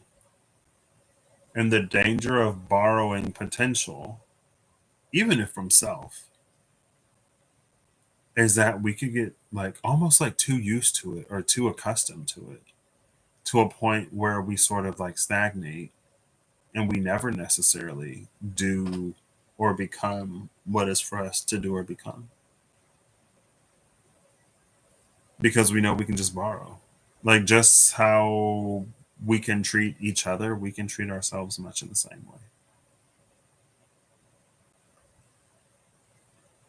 And something about this is becoming because of what it does and means for the environment around us.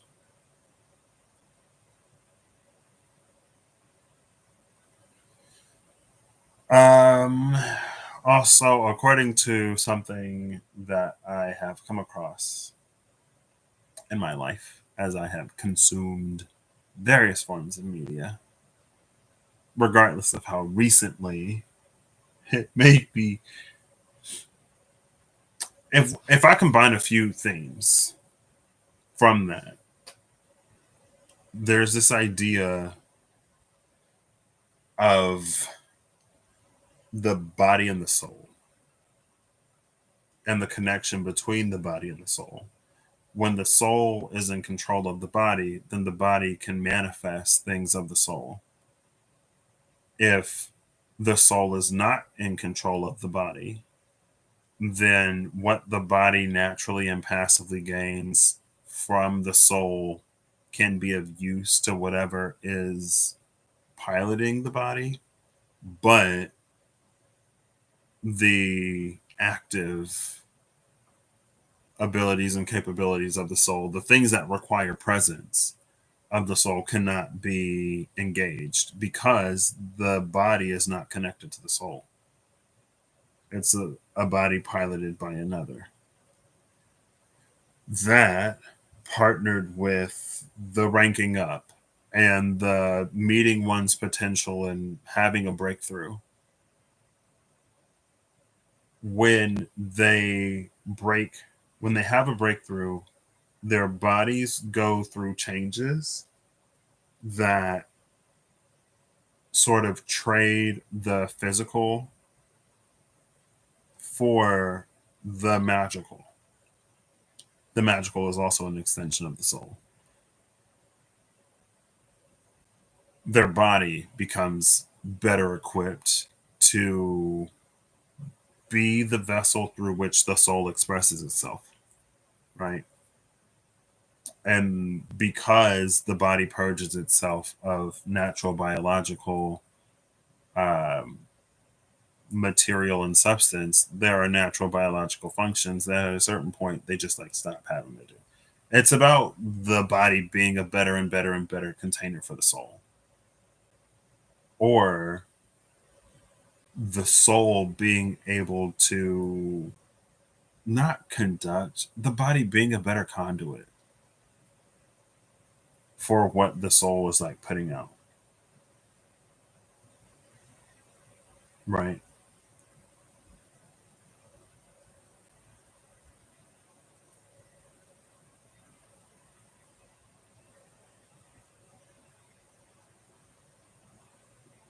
So now there's the soul incongruencies is one thing. Soul incongruencies comes to mind because it's the whole like whenever we take an ideal or whenever we take in something or whenever we take on something that is not us truly, or that doesn't truly resonate or align with us, there's only so much that the body will be capable of doing, because the body is made for the soul inside of it, right? As the soul matures, or as one's understanding, yeah, souls do mature. As the soul matures and as one's understanding of their soul matures, sometimes the body also goes through its transformations and transitions to match that maturation. If there is another influence, again, so it's like kind of sort of going off of this, but also like integrating like what it needs to be. The base material is there, but it's not giving this. So I got the clay, I'll use the tools. Right. And this actually kind of sort of goes to what I was thinking about and kind of wanted to talk about, but and it's the whole, according to Rio Karukian mythos, it is the Flusa and 12th cycle, the Ul cycle, right? But anyway, we take on these things, or we try to be whatever, or we seek out power, connection, whatever, and we're given things that aren't a true fit for our soul. And because it's not a true fit for our soul, we'll have various degrees of success as we try to operate the body in accordance to whatever it is that we want, right? Like, I'm talking so much, I feel like I'm kind of like not necessarily getting off track.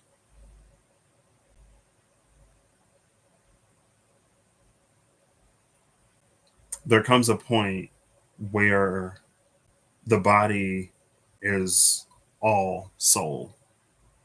And because souls are eternal, the bodies become eternal.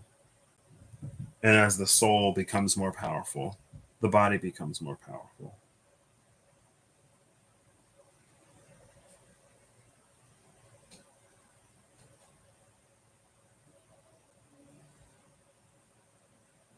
Whoa.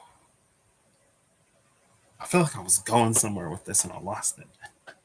Also, again, take it as it resonates. If it resonates, and if it does resonate, apply an extra, extra, extra heaping amount of discernment, because your process and journey incorporates things that another's may not, illustrated by different events, um, and by different things shown to you personally and particularly. And I was also thinking about how I was like, it's not, because I've mentioned how like most of what I've come across hasn't been like 100% resonant for me, even like personal things.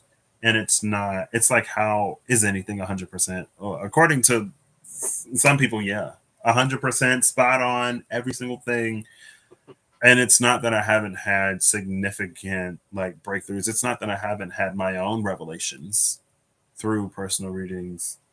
It may be like there's an experience that I've had that gives something that comes out in a reading more context. The specific context wasn't brought up or mentioned. It doesn't need to be. But discernment is where like I can like, oh, like there's this specific context or this specific thing that happened, and with this information I now have, like, I know how it sort of fits, you know what I mean? And I don't need to be told exactly how this fits or exactly what this means for me to make that connection.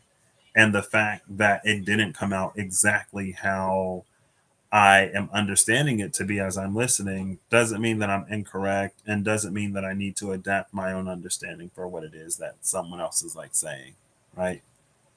Someone else in their experience and in their database of knowledge conveying to me something that is being told to them.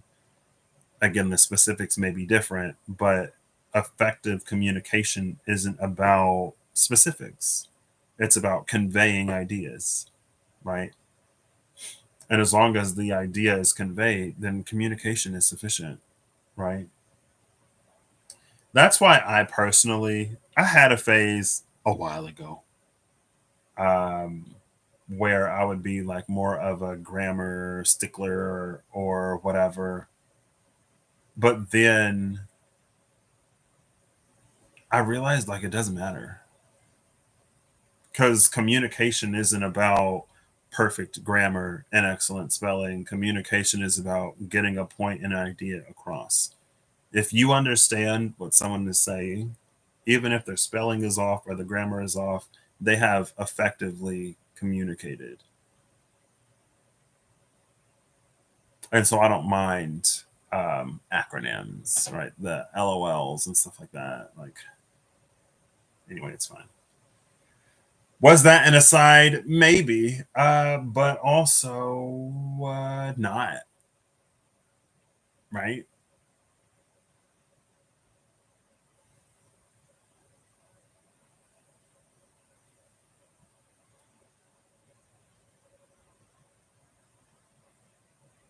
And sometimes it's not us, it is us.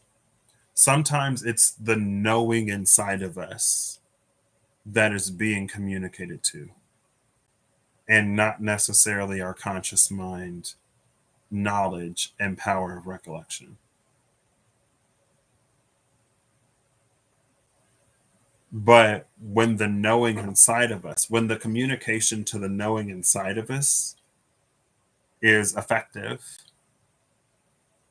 then that can trigger realization. When the revelation fails because of a lack of a conscious awareness, if the communication to the knowing inside of us is effective, then the realization will come from within.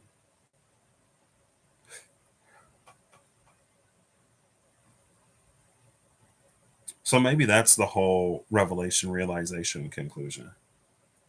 Now that makes me think of The Good Place when Michael is like, I left like 8,000 signs. I'm glad you got four. I'm glad you got five, 4 or 5, enough to know what like the plan is. But I left like several thousand. But because I know how dense humans are and can be, I figured I'd err on the side of caution. And it just like is what it is. It's not to be condemnatory or a dig or to like speak down or whatever, because there's a lot that we process and there's a lot that we go through, and there are so many things that do happen and can happen at any given particular moment, right?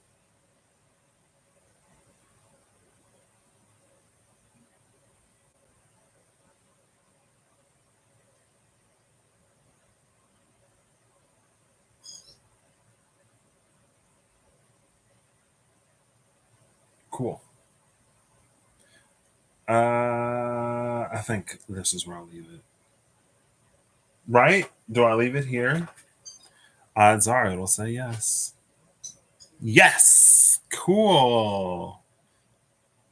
What does that say? A letter? For a letter. Where are my glasses though? The one who cares for you is anxious for a letter. Lucky number 194. And it's also number 15.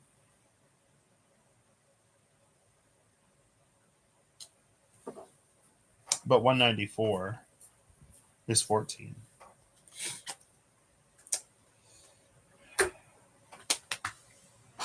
Cool. I feel like there was another point that I was wanting to make with the whole like the body becoming a match for the soul inside of it and relying less and less and less upon the functioning of physical systems to sustain itself and being able to better manifest and be fed and powered by just the pure glow and output and power of the soul.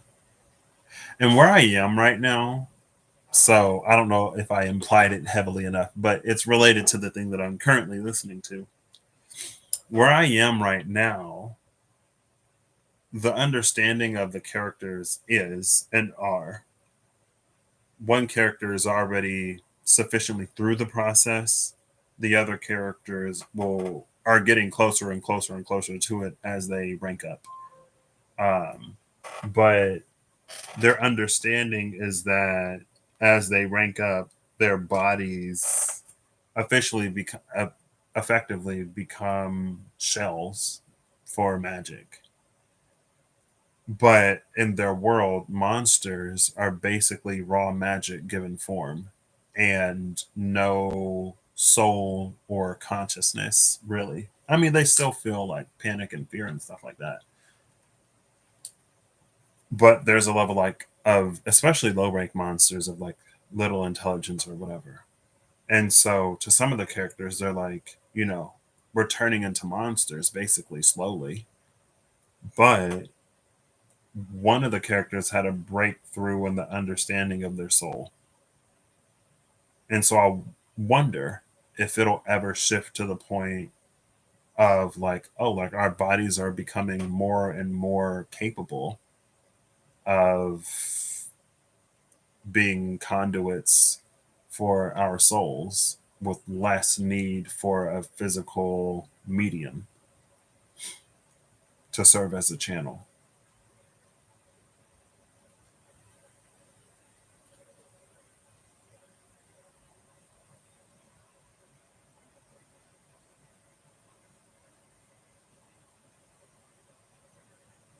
Cool. Yeah, I'm just gonna get final cards. I'm not even gonna ask. I don't. Ooh, self love is at the bottom. I love that self love. You know what? I'll read it. I will read it. I openly embrace a feeling of self love, the PG kind. I love myself because I understand myself. I love myself as the most committed partner I will ever have. I show myself love any way that I can, and when I screw up, I remember to be sweet and gentle with myself. If not, I'm going to make myself sleep on the couch. Got that, self? It's interesting that it mentions self with a capital S. Not only because of the self and the sublime, but also because the self archetype. It came out in some way, shape, form, or fashion. Impermanence. Uh, so the body. Ooh, sanctuary. Sanctuary and strength. What an interesting combination. Not with the. That's fine.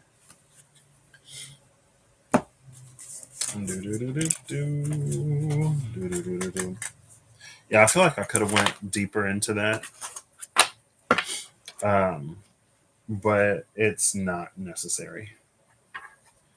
I am quite certain I remember the topic that I was dancing around, but even in the presence of revelation, be it from man or the divine,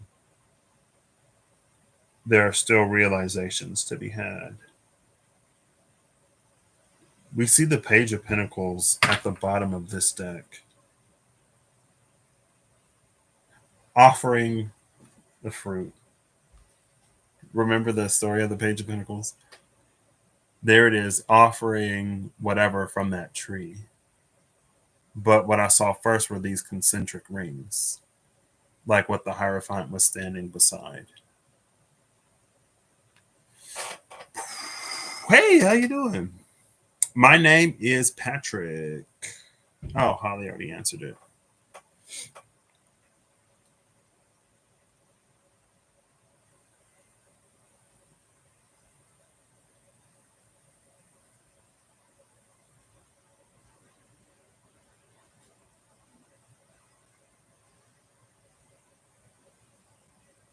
Also,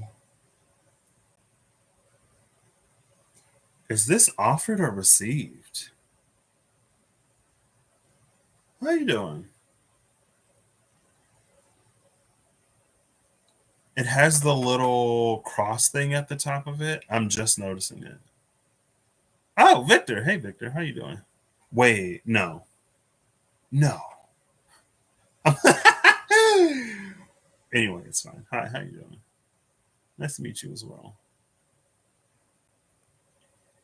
Oh, see that the cross on top of that. First of all, it reminds me of the Hierophant, but it also makes me think, for some reason, of the orb that the Emperor has. I'm pretty sure that orb doesn't have a cross on it, but it's giving Emperor energy. But it reminds me of the Hierophant. The Hierophant in this deck was the one that had all of the concentric rings behind it. I don't know if this is given or received. If this is received,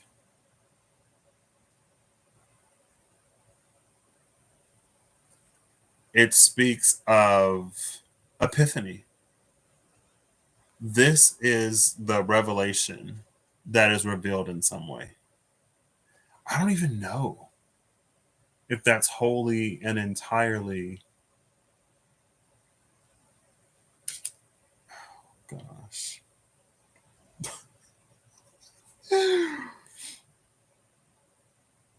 This is revelation, realization, epiphany all in one picture. We'll just leave it there. This goes back to the topic that I kind of like danced around. I didn't intentionally forget, but now I'm pretty sure I remember where it was going, and it's gone as far as it needs to. The rest we can discern for ourselves, right? There's another card still on the table. The sun is behind this Page of Pentacles. And the Two of Swords is behind the sun. I love the Two. Well, yeah, I love the Two of Swords in this deck because the Two of Swords is my Minor Heart Priestess card, like I talked about earlier in the video. We actually saw the Blind Seer, the Two of Swords in the SKT recently. The divine revelation or the realization that the Two of Swords waits for, intuitively they know that they're it's almost like they're limited by either their knowledge or their capacity. It's a card of impasse because no one thing wins out over the other. But according to Rio Karuki and Mythos, maybe I should find an easier, quicker way to say that. But according to how I sort of interpret the card, more often than not, it's where we wait for our intuition to tell us something to help us make that decision, or we wait for some kind of real revelation, realization, or understanding that we don't have at the time. I like this card because we see the angel that has descended to meet this person. And so it's almost like they get whatever it is that they're waiting for. I don't think, I wouldn't necessarily assume that this personal, I almost want to say personal confrontation, would be the thing. Like this revelation, realization, or understanding comes in a way that is much more up close and personal than maybe they would have thought. Right? It's almost like when you're looking for a synchronicity or a sign, you're listening for a song, you're looking for a number or another kind of sign. But then something happens that's like outright, like, oh, right. Anyway, it's interesting that we see the sun behind this.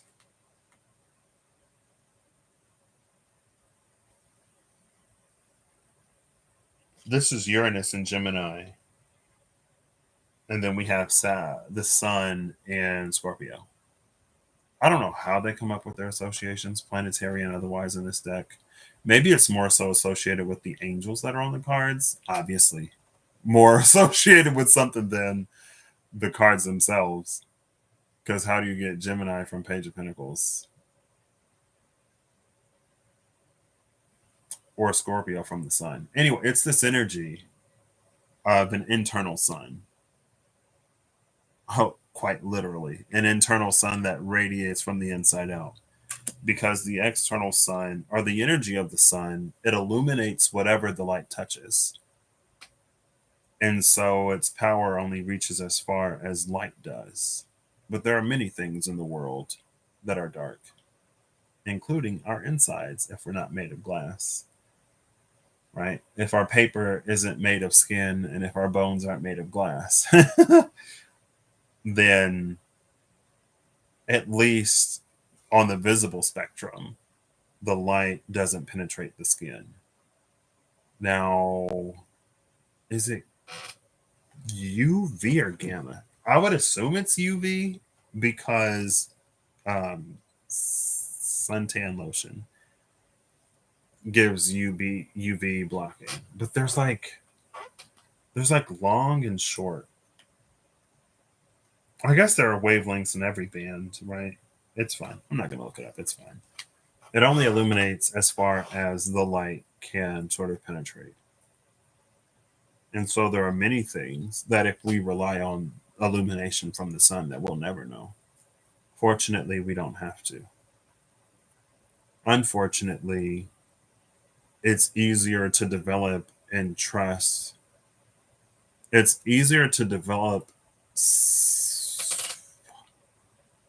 I don't want to say this. I'm a Pisces sun. It's easier to develop an understanding of the world based off of things that we can get sensory feedback from. So, what we can see, hear, touch, taste, and feel in any other sense.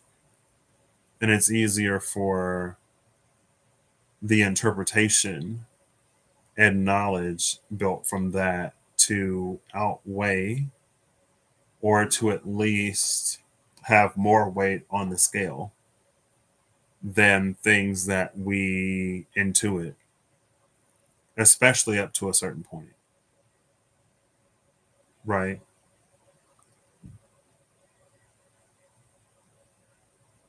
I thought of it was a combination of cards. I thought of Thunder that came out in the Mystical Shaman out of really? Whoa. I'm surprised we didn't meet years ago. I'm kidding. There was a point in time in 2019. I'm pretty sure it was summer 2019 where everybody that I met was a Pisces. I met so many Pisces in the summer of 2019. Like both in real life and like on the internet. It was just like everybody was a Pisces for a hot minute. Anyway, always nice to be in the pleasure. Always nice to be in the company of a fellow Pisces. Anyway.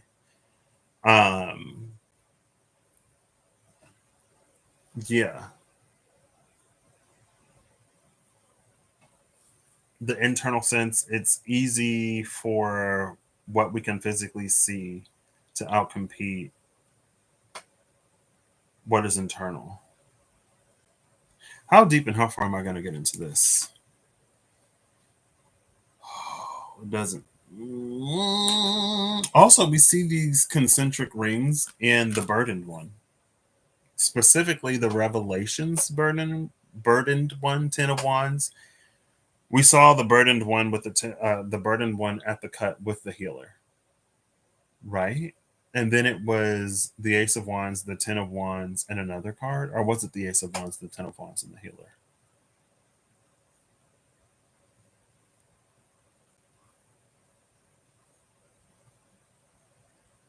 But now they're not blocked by the wands. The card has already been illustrated and the illustrations don't change. So it's in combination that we can intuit, I guess, a shift in the changes of the imagery, but the card itself, the image itself may not necessarily change. Here we see some kind of new understanding, and we see those concentric rings and circles unblocked. And we also see a hand reaching into it. So, hey. I see it as it's however it appears to you. I see it as rings, but if it appears as a spiral to you, then I would take that. Cool. I don't even have all the cards back together yet. This Hierophant. Oh, the Hierophant is still on the table. I can just show you. LOL. I kept looking at the Hierophant that I hadn't put back on the deck yet. And again, it's like it's the Hierophant's job to liaise. It is the Hierophant's job to be the messenger. It is the Hierophant's job to facilitate a connection.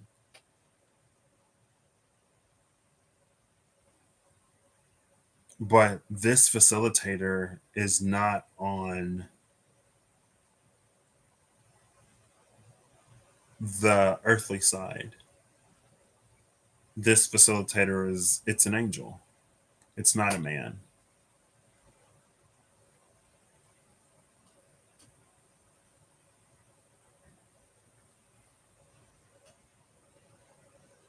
Interesting.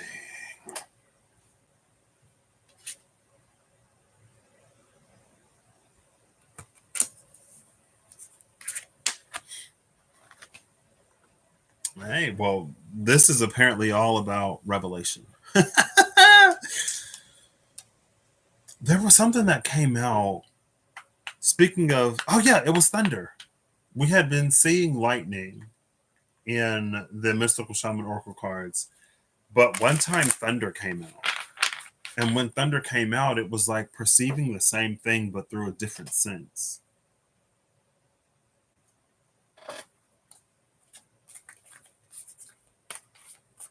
And I felt like that meant something, but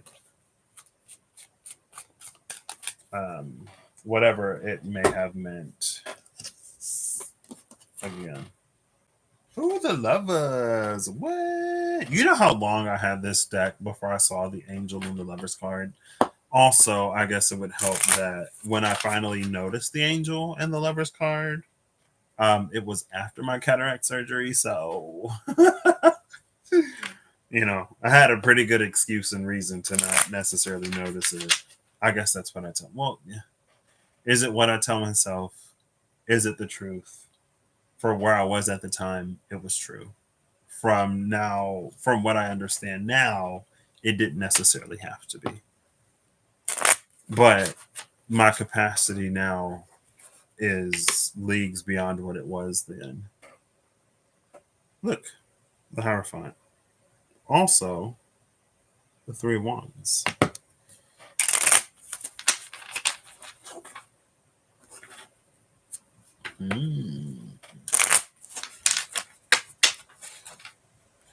I guess we'll get a final card from this deck first. I want to do one of those one shuffles. I'm not doing great, but oh look, the Six of Swords and the Five of Pentacles. As I'm looking at it, the Six of Swords is heading towards the Five of Pentacles. Right? As you see it, the Six of Swords is heading away, but if I look at it, the Six of Swords is heading towards the Five of Pentacles. This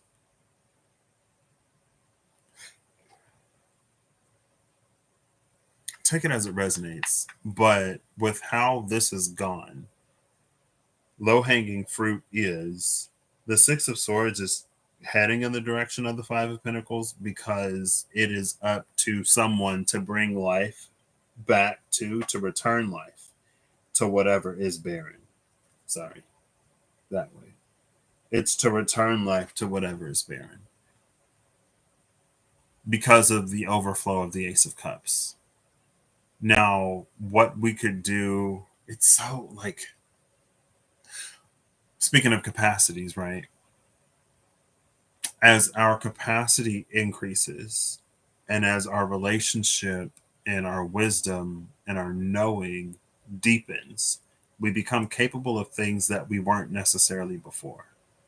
So, whereas maybe at one point we could like revitalize something that was dying, but not necessarily like long dead, this would have been too much. But with this increased capacity, even this barren landscape, like we can return life to. Now, we aren't necessarily always told why we go in whatever direction that we're going in. And so, if we feel that we're in the flow and we have surrendered to the Six of Swords and we're just going wherever we're going,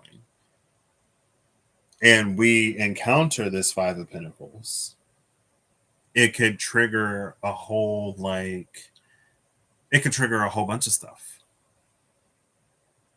If we look at this situation with old eyes, then we may more easily fall into an almost despair. But if we can face it with the eyes that we have now, and if we understand our capacity, we may see that we're brought here to revitalize this rather than it being like another dead end.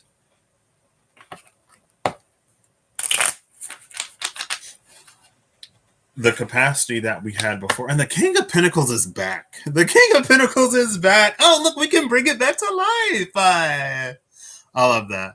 I love that. We can bring it back to life. It can become this like verdant, lush area again.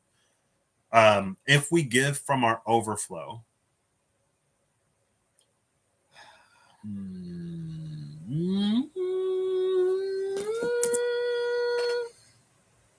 No, I wasn't expecting a no. Wow. Hit me with the no, and I feel so confident.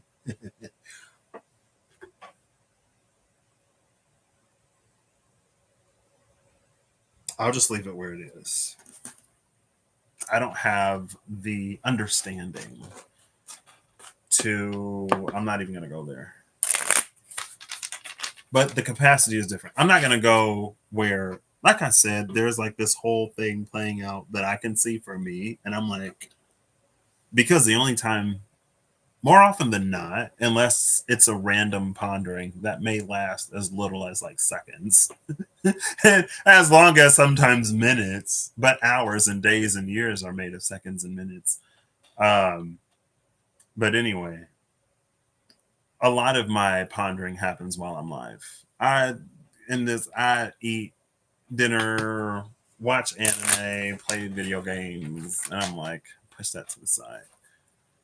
So that was whatever. And I've already talked so much that I forgot what I was originally saying. Oh, I remember. Related to our capacity, there was something about the overflow versus capacity. If our capacity is greater, then the amount that overflows is greater. And because our capacity is greater now, it can put out enough water to enrich dry soil, right? If soil is bone dry and you give it a little bit of water, it's going to absorb that water and it's not going to have a significant enough impact to make it capable of growing anything.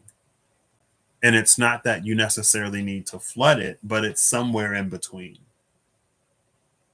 And because the capacity is deepened, and because in turn the overflow is more, now something can be brought back to life. Whereas before it would be an energy sink. Cool. Strength in the Page of Cups. There you go. All right. Also, I'm not. You'll find, and you may have already realized I'm not always necessarily the best with keeping up with the chat, and I'm also easily distracted by my own mind, let alone trying to keep up. I do not have a set schedule.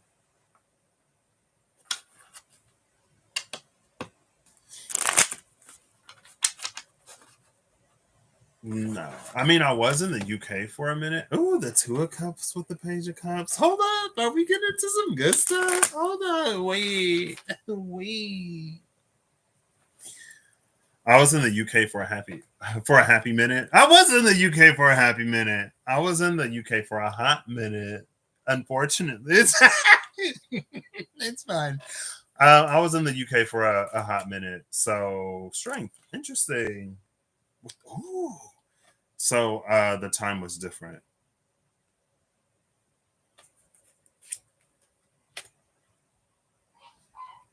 Strength came out, and the Wheel of Fortune is at the bottom of the deck. So obviously, I was in London for a while. It was a good trip. I was in London for like a month and a half, and then I came home for a month, and then I went back for like 4 months. And now I'm back. And where am I going next? Who knows? Strength came out in the Will of the Year. In this deck in particular, it's the Will of the Year, but the Wheel of Fortune came out with Strength. So this is like us driving. It's almost like us driving a certain change rather than subjecting ourselves to the a natural change. And in strength cards, I always look at the relationship between the lion and the lady.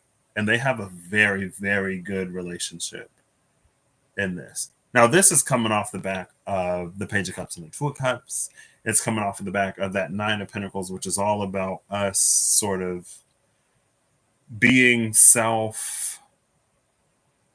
I don't want to say self-recollected. Self-recollected is the word that's coming to mind, but it's us being in a happy balance, in a happy medium, in a good way between our light and our dark and our shadow and our ego and who we are and stuff like that.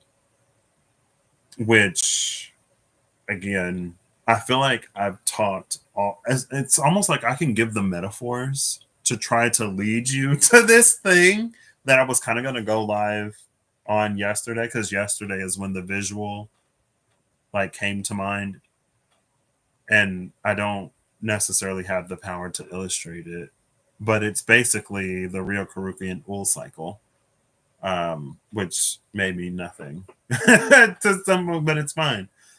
But it's like every time, like I'll get the metaphor to try to get to where I'm trying to go, but then like I'll forget. And then I won't remember until I move on. But it's very much this. It is very much this energy here. And behind, as if to illustrate the point further, behind the Wheel of Fortune with the strength is the Chariot.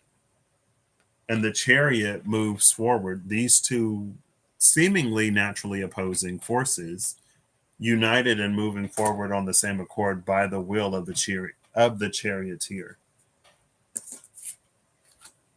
And then you have like strength in the wheel.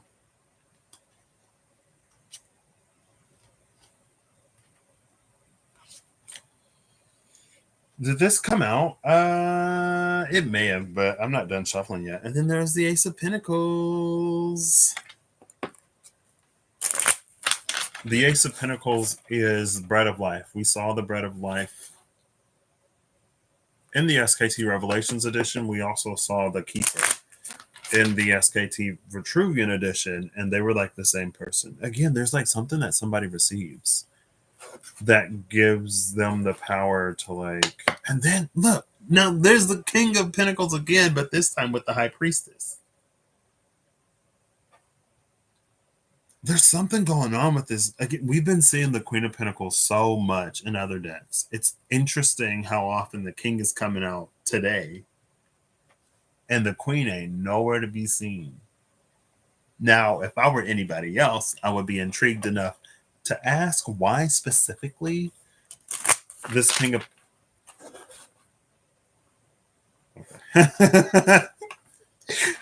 realization. I'm kidding. I would ask why this King of Pentacles is coming out, but I'm not going to do that because I'm already 2.5 almost hours in. Oh, but now the Emperor. Oh, Oh, okay. Let me stop. Now the Emperor is at the cut with the King of Pentacles.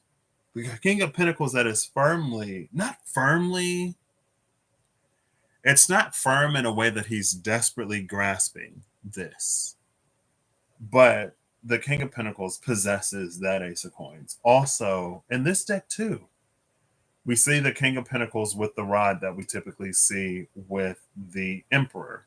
Recently, in the 8-Bit Fantasy Tarot, we saw that with the King of Cups. But I'm looking at this Emperor, right? And remember in the page of coins in the Notoria, how it was like either giving or receiving that thing. And it was like a merge between the orb of the Emperor, but like the cross at the top was like at least semi reminiscent of the Hierophant. Well, this Emperor is holding both the orb and the Ankh. The Ankh he gets from the Empress, right? And it's almost like if you were to turn that Ankh upside down and feed the orb through the loop, it would have roughly the same shape of an orb with like an extension and then the thing there.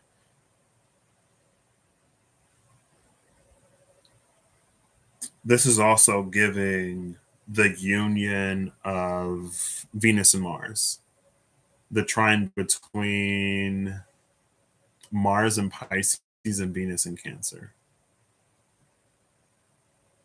But this time, it's like I'm seeing the Emperor not as a masculine force that's been gifted some kind of power of life or fertility by the Empress. But this is like the being that holds both.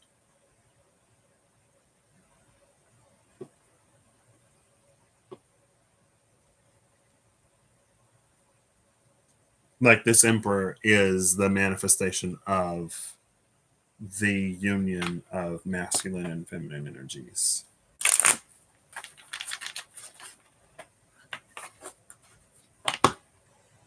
And now the Two of Wands is there with the Emperor.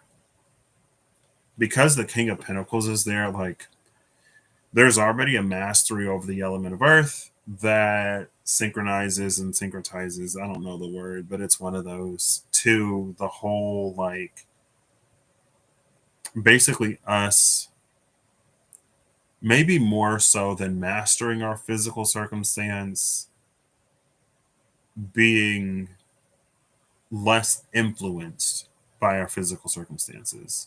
We can be impacted by our physical circumstances because that's a thing, but it's a limitation on the influence of those impacts.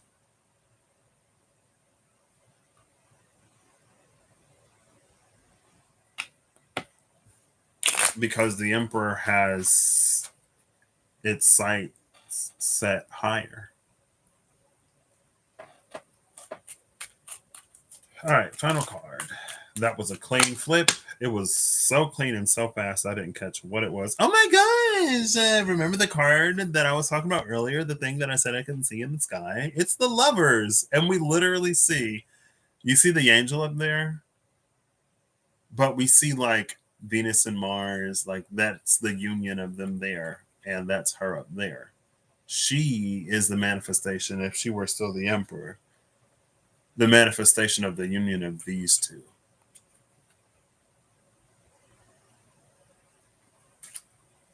Her internal light, radiates strong enough for it to permeate the boundary that is her skin.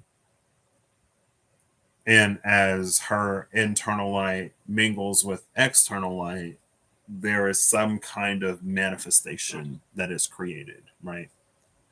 It's almost like a hologram,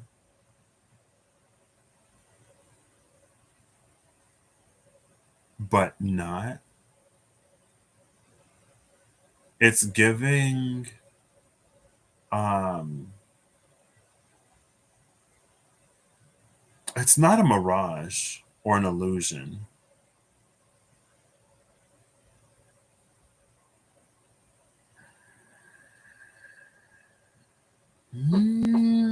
Okay. Oh, girl. We're going on all kinds of, like I said, I've been listening to He Who Fights with Monsters.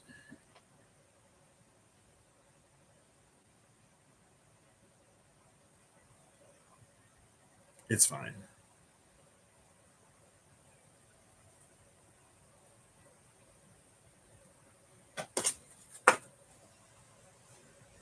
Yeah. So what I said, take it as it resonates. Use your discernment. If any of this resonates as true, especially here, apply even more discernment than if it didn't, because what it means for you specifically, what you've gone through specifically, what is for you specifically, how this will manifest for you specifically, and how you will affect and impact the world is for you. And while I have a curiosity in exploring this live, I don't necessarily have an interest in revealing.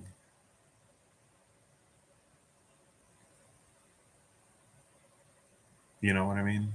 Generally, especially.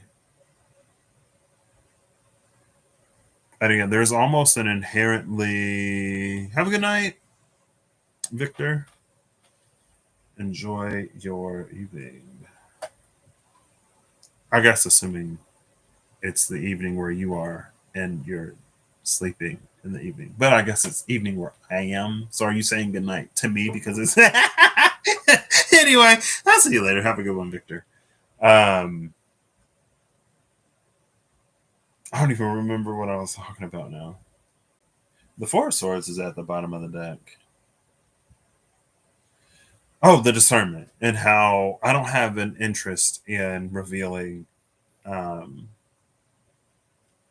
because it's important that we have some revelations on our own. It makes it easier for us, maybe sometimes, to have certain revelations on our own because we reach a realization and conclusion that is more self generated or less interpreted by the thoughts and interpretation of another. So you can see the razor thin line that I am skating as I am attempting to sate my curiosity.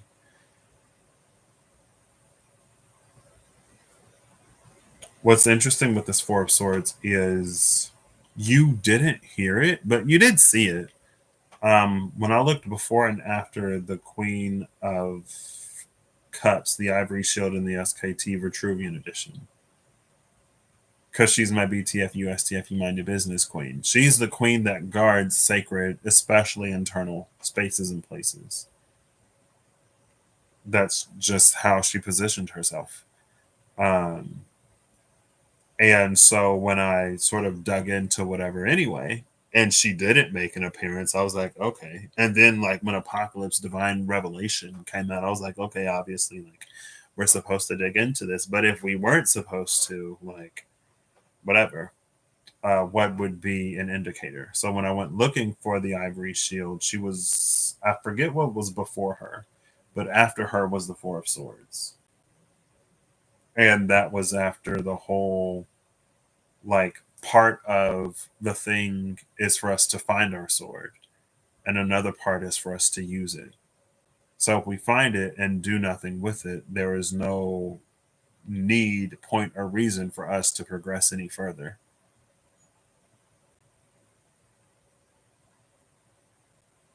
The overflow of the Ace of Cups and the direction of the boat in the Six of Swords not so subtly implies. Also, with what's come out in previous videos, like part of the point and purpose is to help others. or to at the very least to have a positive impact, maybe even an inspirational one, to inspire others to move in their own lives however is for them to move. And so if there is a centralization of power or a centralization of abundance or wealth or a centralization of anything, how is that any different than what already exists? And if a change is called for, then it changes what's going to happen, or like, especially if the divine intervenes in a way, a change is what's going to be, what's going to come to pass. And it's more than just a change of who is sitting at the top of the wheel, it's a change in the entirety of a structure and system. Sometimes we seek to benefit from systems more so than we seek a true change. Anyway, the Four of Swords is here at the bottom versus this. We see the feminine. You could say we see the feminine, intuitive, receptive, but she's missing the masculine action. She holds the sword and she's poised as if she will use it, but the Four of Swords is a card of rest. It is known that she will not. It is known that she has no real intention of using it. Anyway, cool.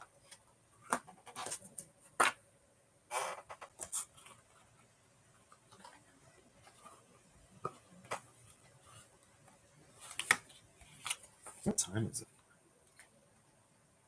I would assume it's late nines. It's 10:30. Oh my gosh. What? That's crazy. Oh, we already in the tens. Almost the hour off. It's fine. Spontaneity and this is what spontaneity and patience at the cut. Do you like spontaneous adventures of the highest caliber? The only acceptable answer to this question is yes. So buckle up. Oh, buckle up, Charlie. So buckle up, Charlie. You're about to take a wild ride through the unexplored, unconventional, and underrated. You're about to learn that yes is a magic word with the power to unlock new dimensions in space, time, and after hours hangouts. Yes will lead you to experiences you didn't think possible and teach you that lifelong friendships are sometimes lurking just behind a karaoke singer's mullet.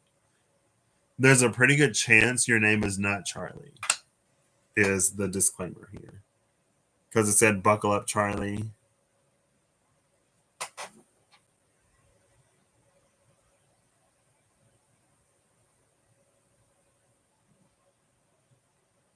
A wild ride through the unexplored, unconventional, and underrated. Yes is a magic word with the power to unlock new dimensions in space, time, and after hours hangouts. With every time we saw yes in this deck, and I was like, is yes the only thing that comes out? And it's like, yes, until I'm like, and then it's like, no. I'm like, wow, okay. Whoa, we got a lot of yes. Yes is a magic word.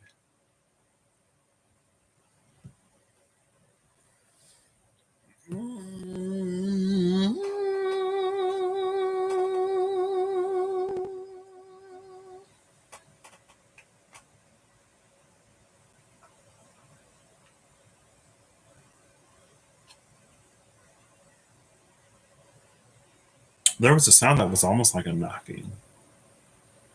It was almost like a knocking that sounded like it came from in the walls. Like it almost sounded like it was both inside the wall, but like outside. Oh, it's this. The calendar is like blowing and the page is like lifting and then like touching the thing. But it would have had to, because it was like knock, knock, knock. Anyway, what was I about to say? It sounded like it was coming from inside, but distant in a way that would imply it's coming from outside. Spontaneity and magic. What a gorgeous combination of cards. What are we getting into? Well, it did say the unexplored. Ooh, what is. Oh, no, no, no. Don't need that. Don't need that. New dimensions in space and time. A wild ride through the unexplored and the unconventional. Even the rabbit in the hat has a rabbit in its hat.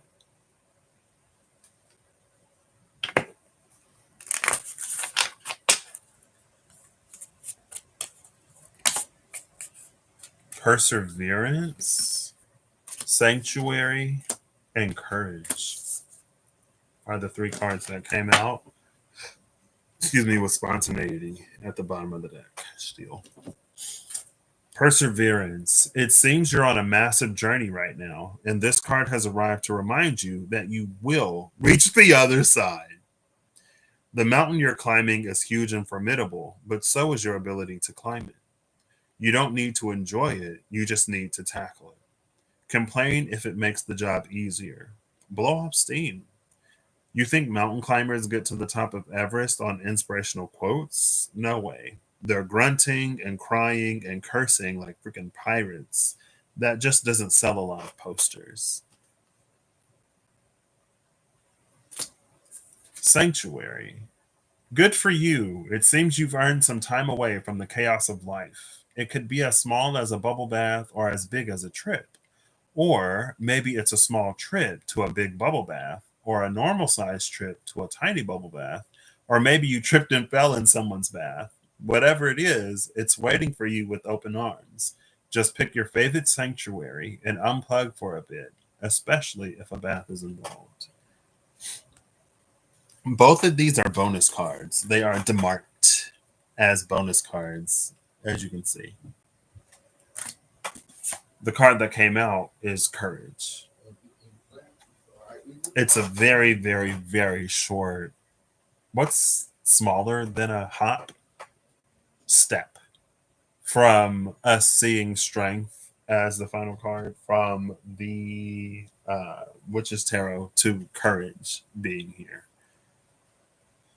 No one is fearless, no one. But even though I'm not fearless, I am courageous. When fear shows up, I don't run away from it. I use my courage to conquer it. My courage allows me to walk right up to that fear and kick it in the nuts, then quickly hide behind someone bigger until it goes away. I love these cards.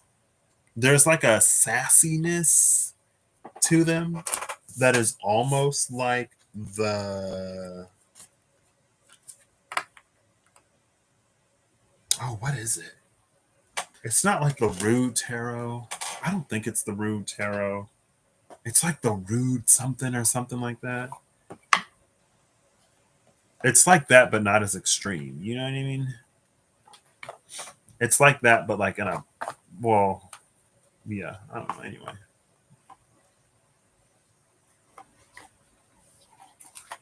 Cool. And now the Notoria final card. Almost 3 hours.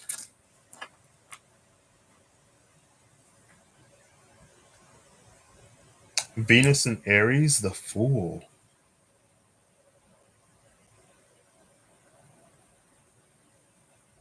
Oh, snap.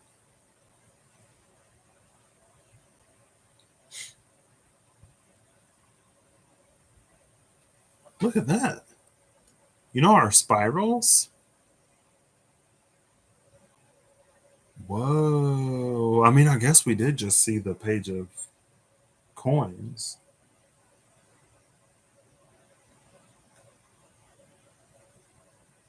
We just saw spontaneity, right? That mentioned uncharted territory.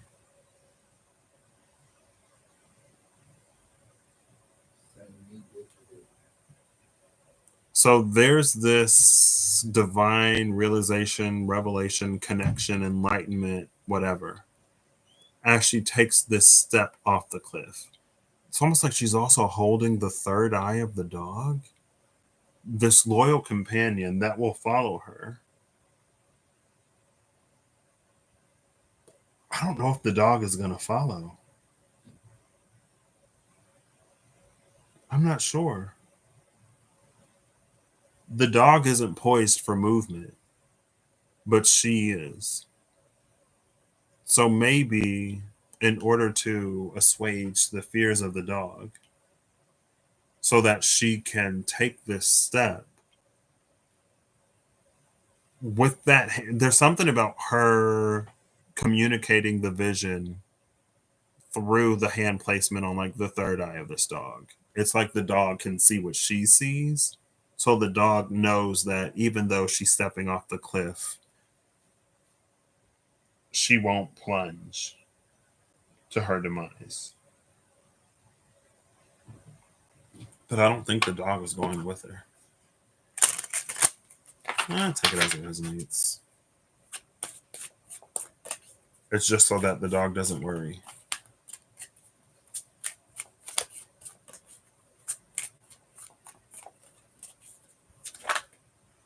That was the slowest. It wasn't a dirty flip. It was just like so slow. 3 cards again, but none of these cards say bonus. The bottom of the deck, if you guess the Hierophant, Sun and Aries, you would be correct. There's the Hierophant. I wonder if Mary ever, like, or anybody in the Bible, I guess, for that matter, right? Like, what was that like? Like, oh, an angel came to me and told me that this like would happen, or I had a vision. This, I mean, I guess like even other people, right? It's not like visions and dreams and prophetesses and prophets have like ceased to exist.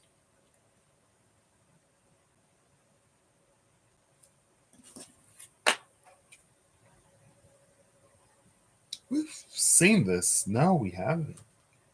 The symbol almost looked familiar. So 3 cards flipped over. Venus in Mercury in Virgo, which it rules, Uranus in Sagittarius, and then Jupiter in Scorpio. We have the Ace of Swords, the Queen of Wands, and the Knight of Swords. The Queen of Wands sits between the Ace of Swords and the Knight of Swords.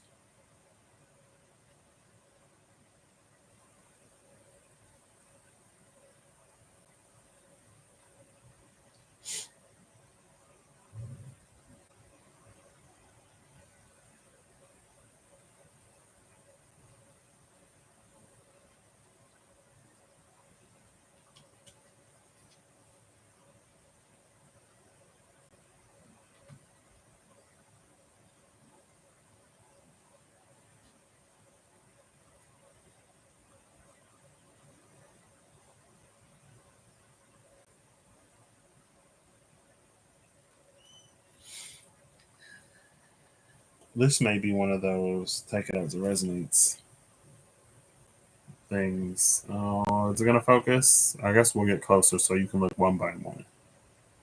I will slowly pan them.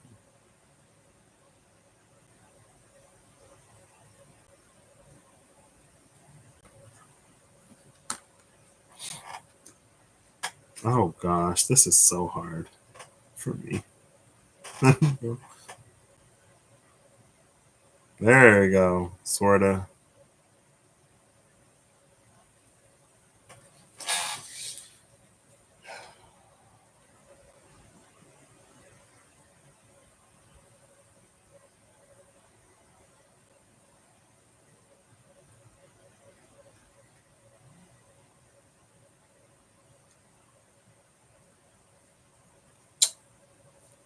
So low hanging fruit.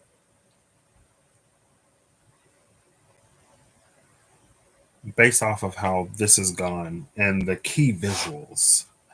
Let's see. We saw the caduceus in the was that the 6 of Pentacles, Mercury in Gemini with the misdirection. Anyway, from the Page of Pentacles that we saw, whose orb had sprouted the cross, we have this angel that holds this amphora. How do you pronounce that word? A jar of some sacred holy elixir. Right? So in the question of who does the Hierophant lies to, when the Hierophant is an angel and not a man, what, I don't want to say what greater,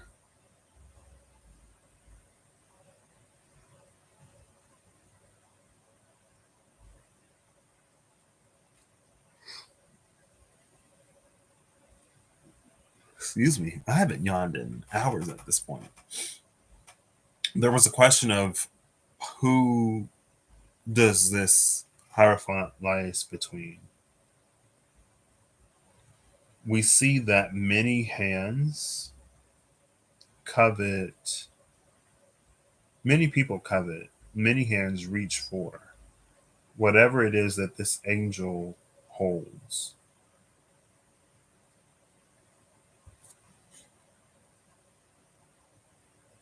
Right. And then in the Queen of Swords, the Queen of Wands, sorry, and the Queen of Wands, we see this angel. So pictorially, the fool who stood at the cliff, the fool who stood at the cliff's edge and reassured her loyal companion, shared the vision with her loyal companion, whose eyes were trained on the sky. When she stepped out, it's almost like she, in the process of falling, gained her wings. And then she like flew back up naked and now sits comfortably on that same cliff's edge. It's implied. I don't know what the was about, but it's implied to try to like emphasize imply. Like this is an implication. According to the images, this is how my knowledge and understanding connects these images and this whatever is being woven. She received and drank this, and it gave her these wings. Her body now more closely matching her soul, having gone through some kind of transformation. So, whatever this is, it's for the body, it's not for the soul. And because it's not for the soul, there is no salvation that it offers. It allows the body to better attune itself to what it houses. So if the soul doesn't have wings, the body won't have wings. Or even if this elixir gives the body wings without a soul to connect to them, to move them, they would be basically decorative. They wouldn't be functional. We've seen strength, the lady and the lion. We've seen the card of courage, accompanied by spontaneity and patience. Now we see this Knight of Swords. The thing that stands out to me is that lion. This is the Queen of Wands.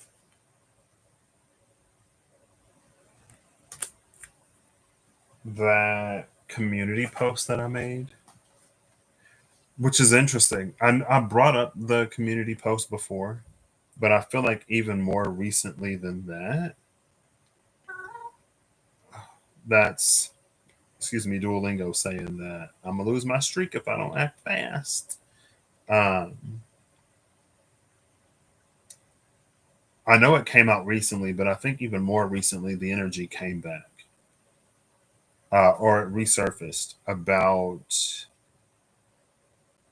It's the most recent post.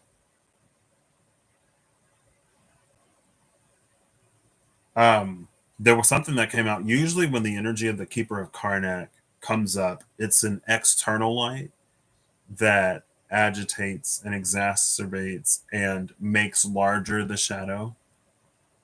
But more recently, it was like an internal light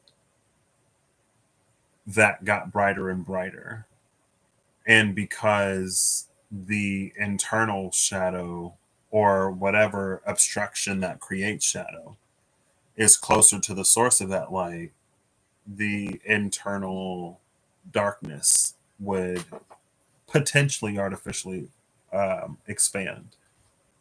But in the absence of an obstruction, a true balance can be maintained, attained, or achieved. Something about the Queen of Wands owning her past pain or darkness, what is, without letting destruction exacerbate it into a shadow, the result of extracted light slash what is not. A month ago, it's my most recent community post. And you see there is the Queen of Wands with the cat in the mirror and the lion with melanism. Now, at first, when I first posted this, it was for the dark cat to remain a dark cat because in the card we see the little kitty cat. But here we see that lion.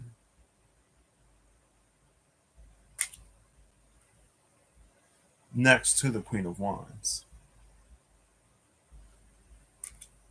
Now, the whole thing with the Four of Swords at the bottom of the deck when the lovers came out was that the Four of Swords wasn't using that sword. But this Knight of Swords is fully prepared to, not only fully prepared to, but is also using that sword. And that's another way that this lion serves. There are times when the sword must be used. There are times where the compassionate thing is action rather than indifference or inaction or whatever else.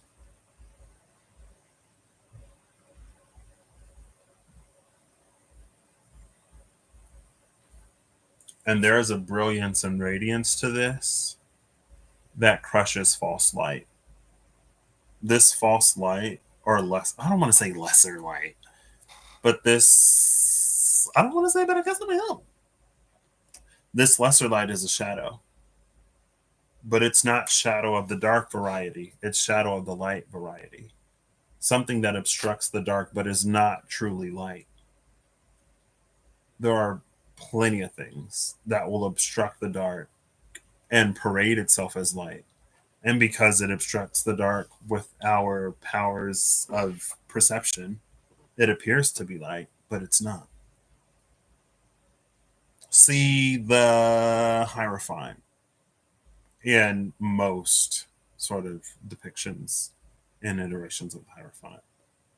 The one that seeks a seat of divinity rather than serving as the liaison and the facilitator of that connection as it should.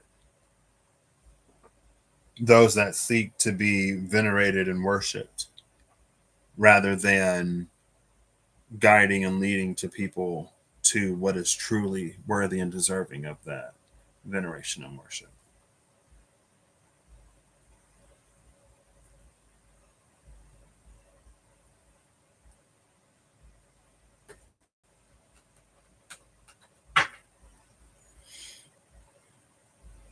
This is an angel hierophant. That's not the man.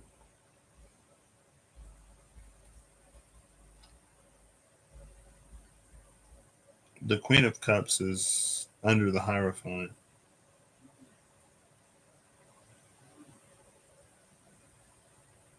What is this Queen of Cups doing?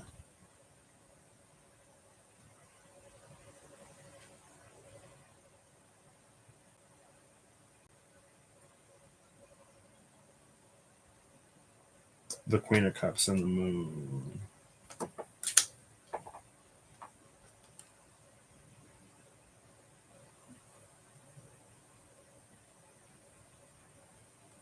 And the Page of Swords.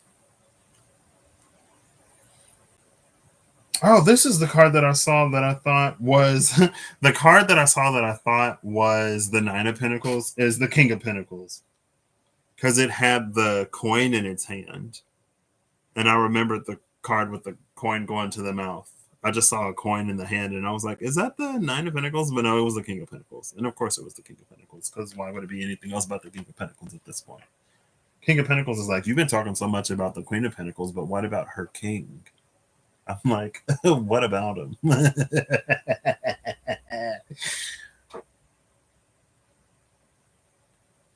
Actually, the King of Pentacles had his time. He had his moment. I feel like it was either the end of last year.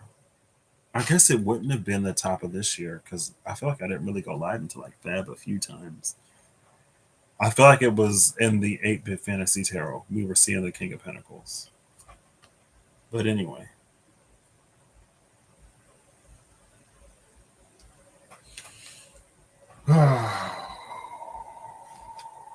There's a whole story.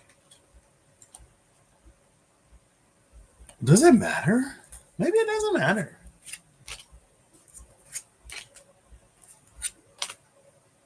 Use your intuition and discernment.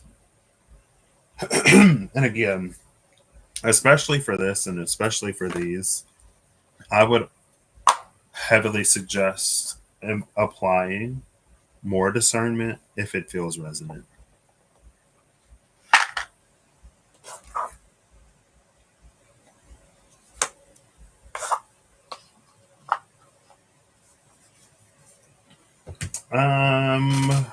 We'll get two of these.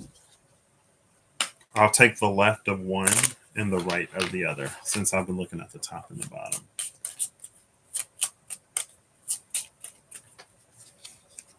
We'll go with these. Oh, that's too many.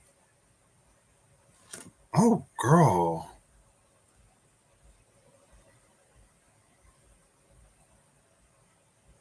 Okay, I said two, so we're just gonna ignore that one. There are some things, if they happen, they happen. Right. You have a very sympathetic nature and be very kind when you meet your newest friend. Lucky numbers 456 and 922.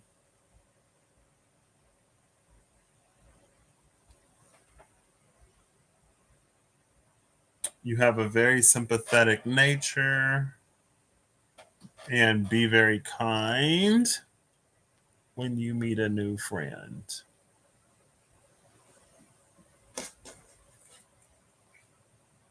Oh, you know how many times it hasn't happened often,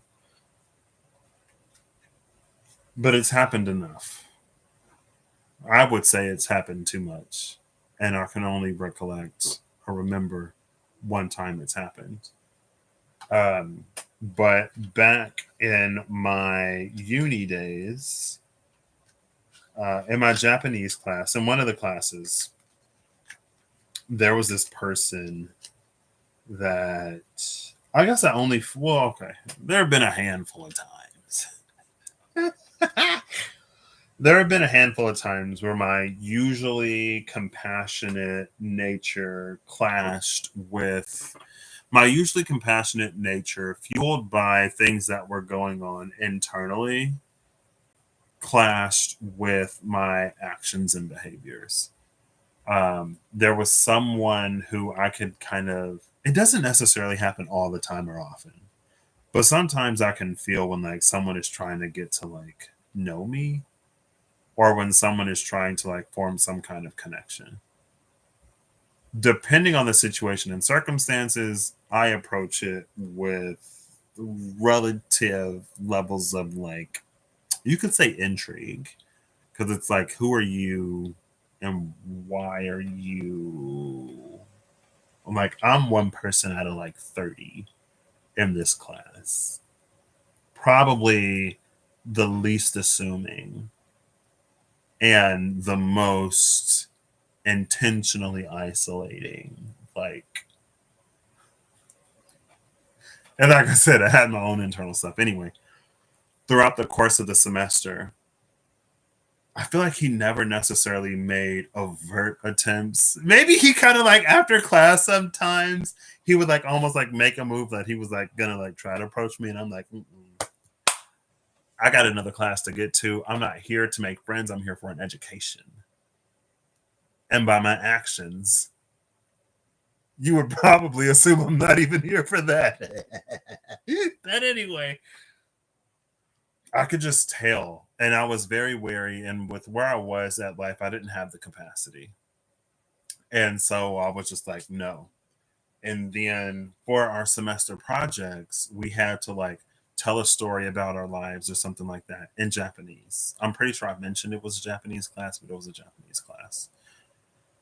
And he told a story about like how he was severely bullied and how he was like having other troubles in his life, and how he like learned martial arts and started like lifting and building muscle in order to not be picked on.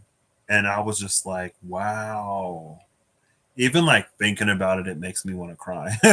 Cause it's like that's the person that's been trying to like connect to me or like whatever this whole time. That's the person that I've been intentionally like avoiding and being like super cold with. And I was just like, whoa, that is not who I am. And it's not, I mean, I guess it's easy to say it's not who I am. It's easy to blame my own internal circumstance. And at a certain point, it's not about blaming. Things just are where they are, what they are. I was where I was going through what I was going through, and it's all that I could do to show up to class the days that I did show up, you know? But it was like, whoa, like, yeah, it was rough. Um, but I guess that's what that brings to mind. Like the combination, and maybe that's just for me, actually. Um, the combination of like you have a sympathetic nature and be very kind to a new friend.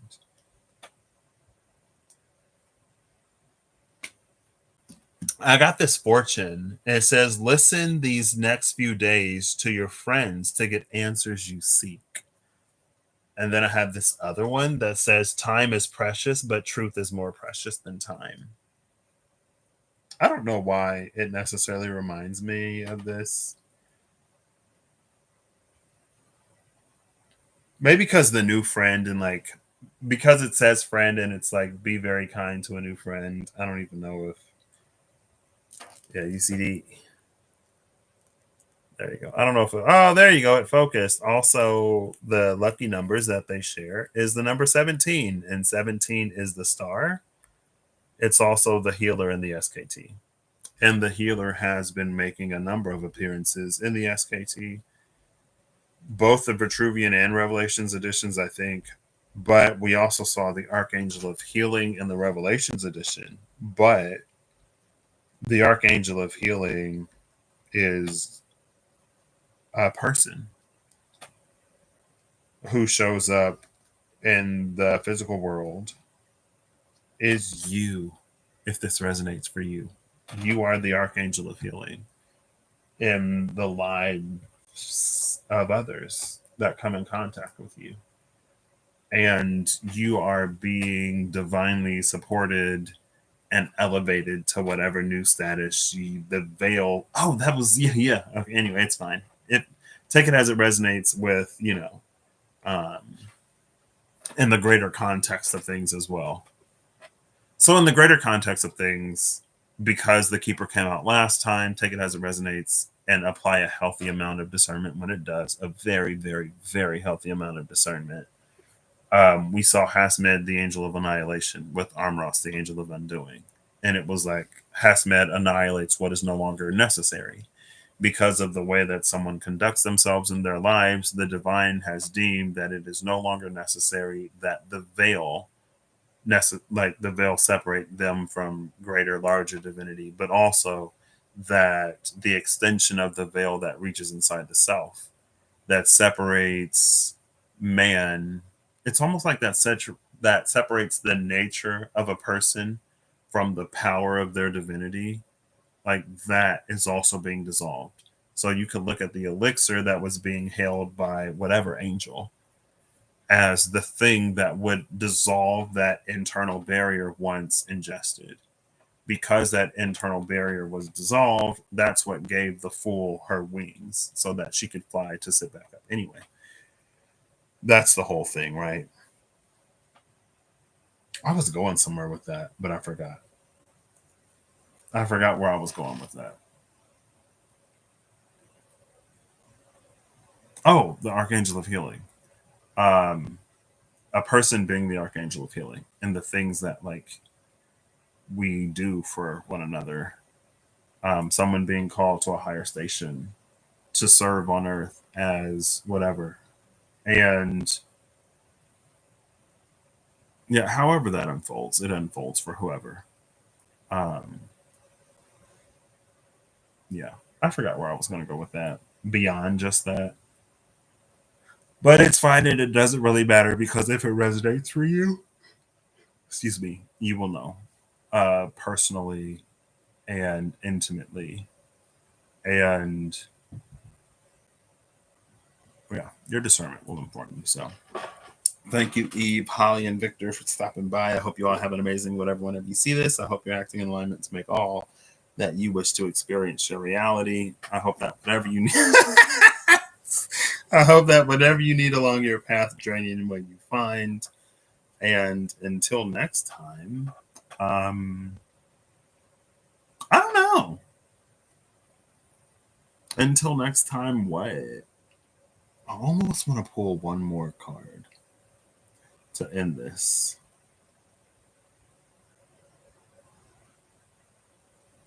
Almost. Oh, I should keep this in my head because I'm probably gonna eat some. I guess I could just reach in here. That's more affirmators. Not that we don't need that. What is this? I don't know if we need this either, but I guess I'll grab it. Oh no, it's fine. Yeah, I'll catch y'all next time. Bye.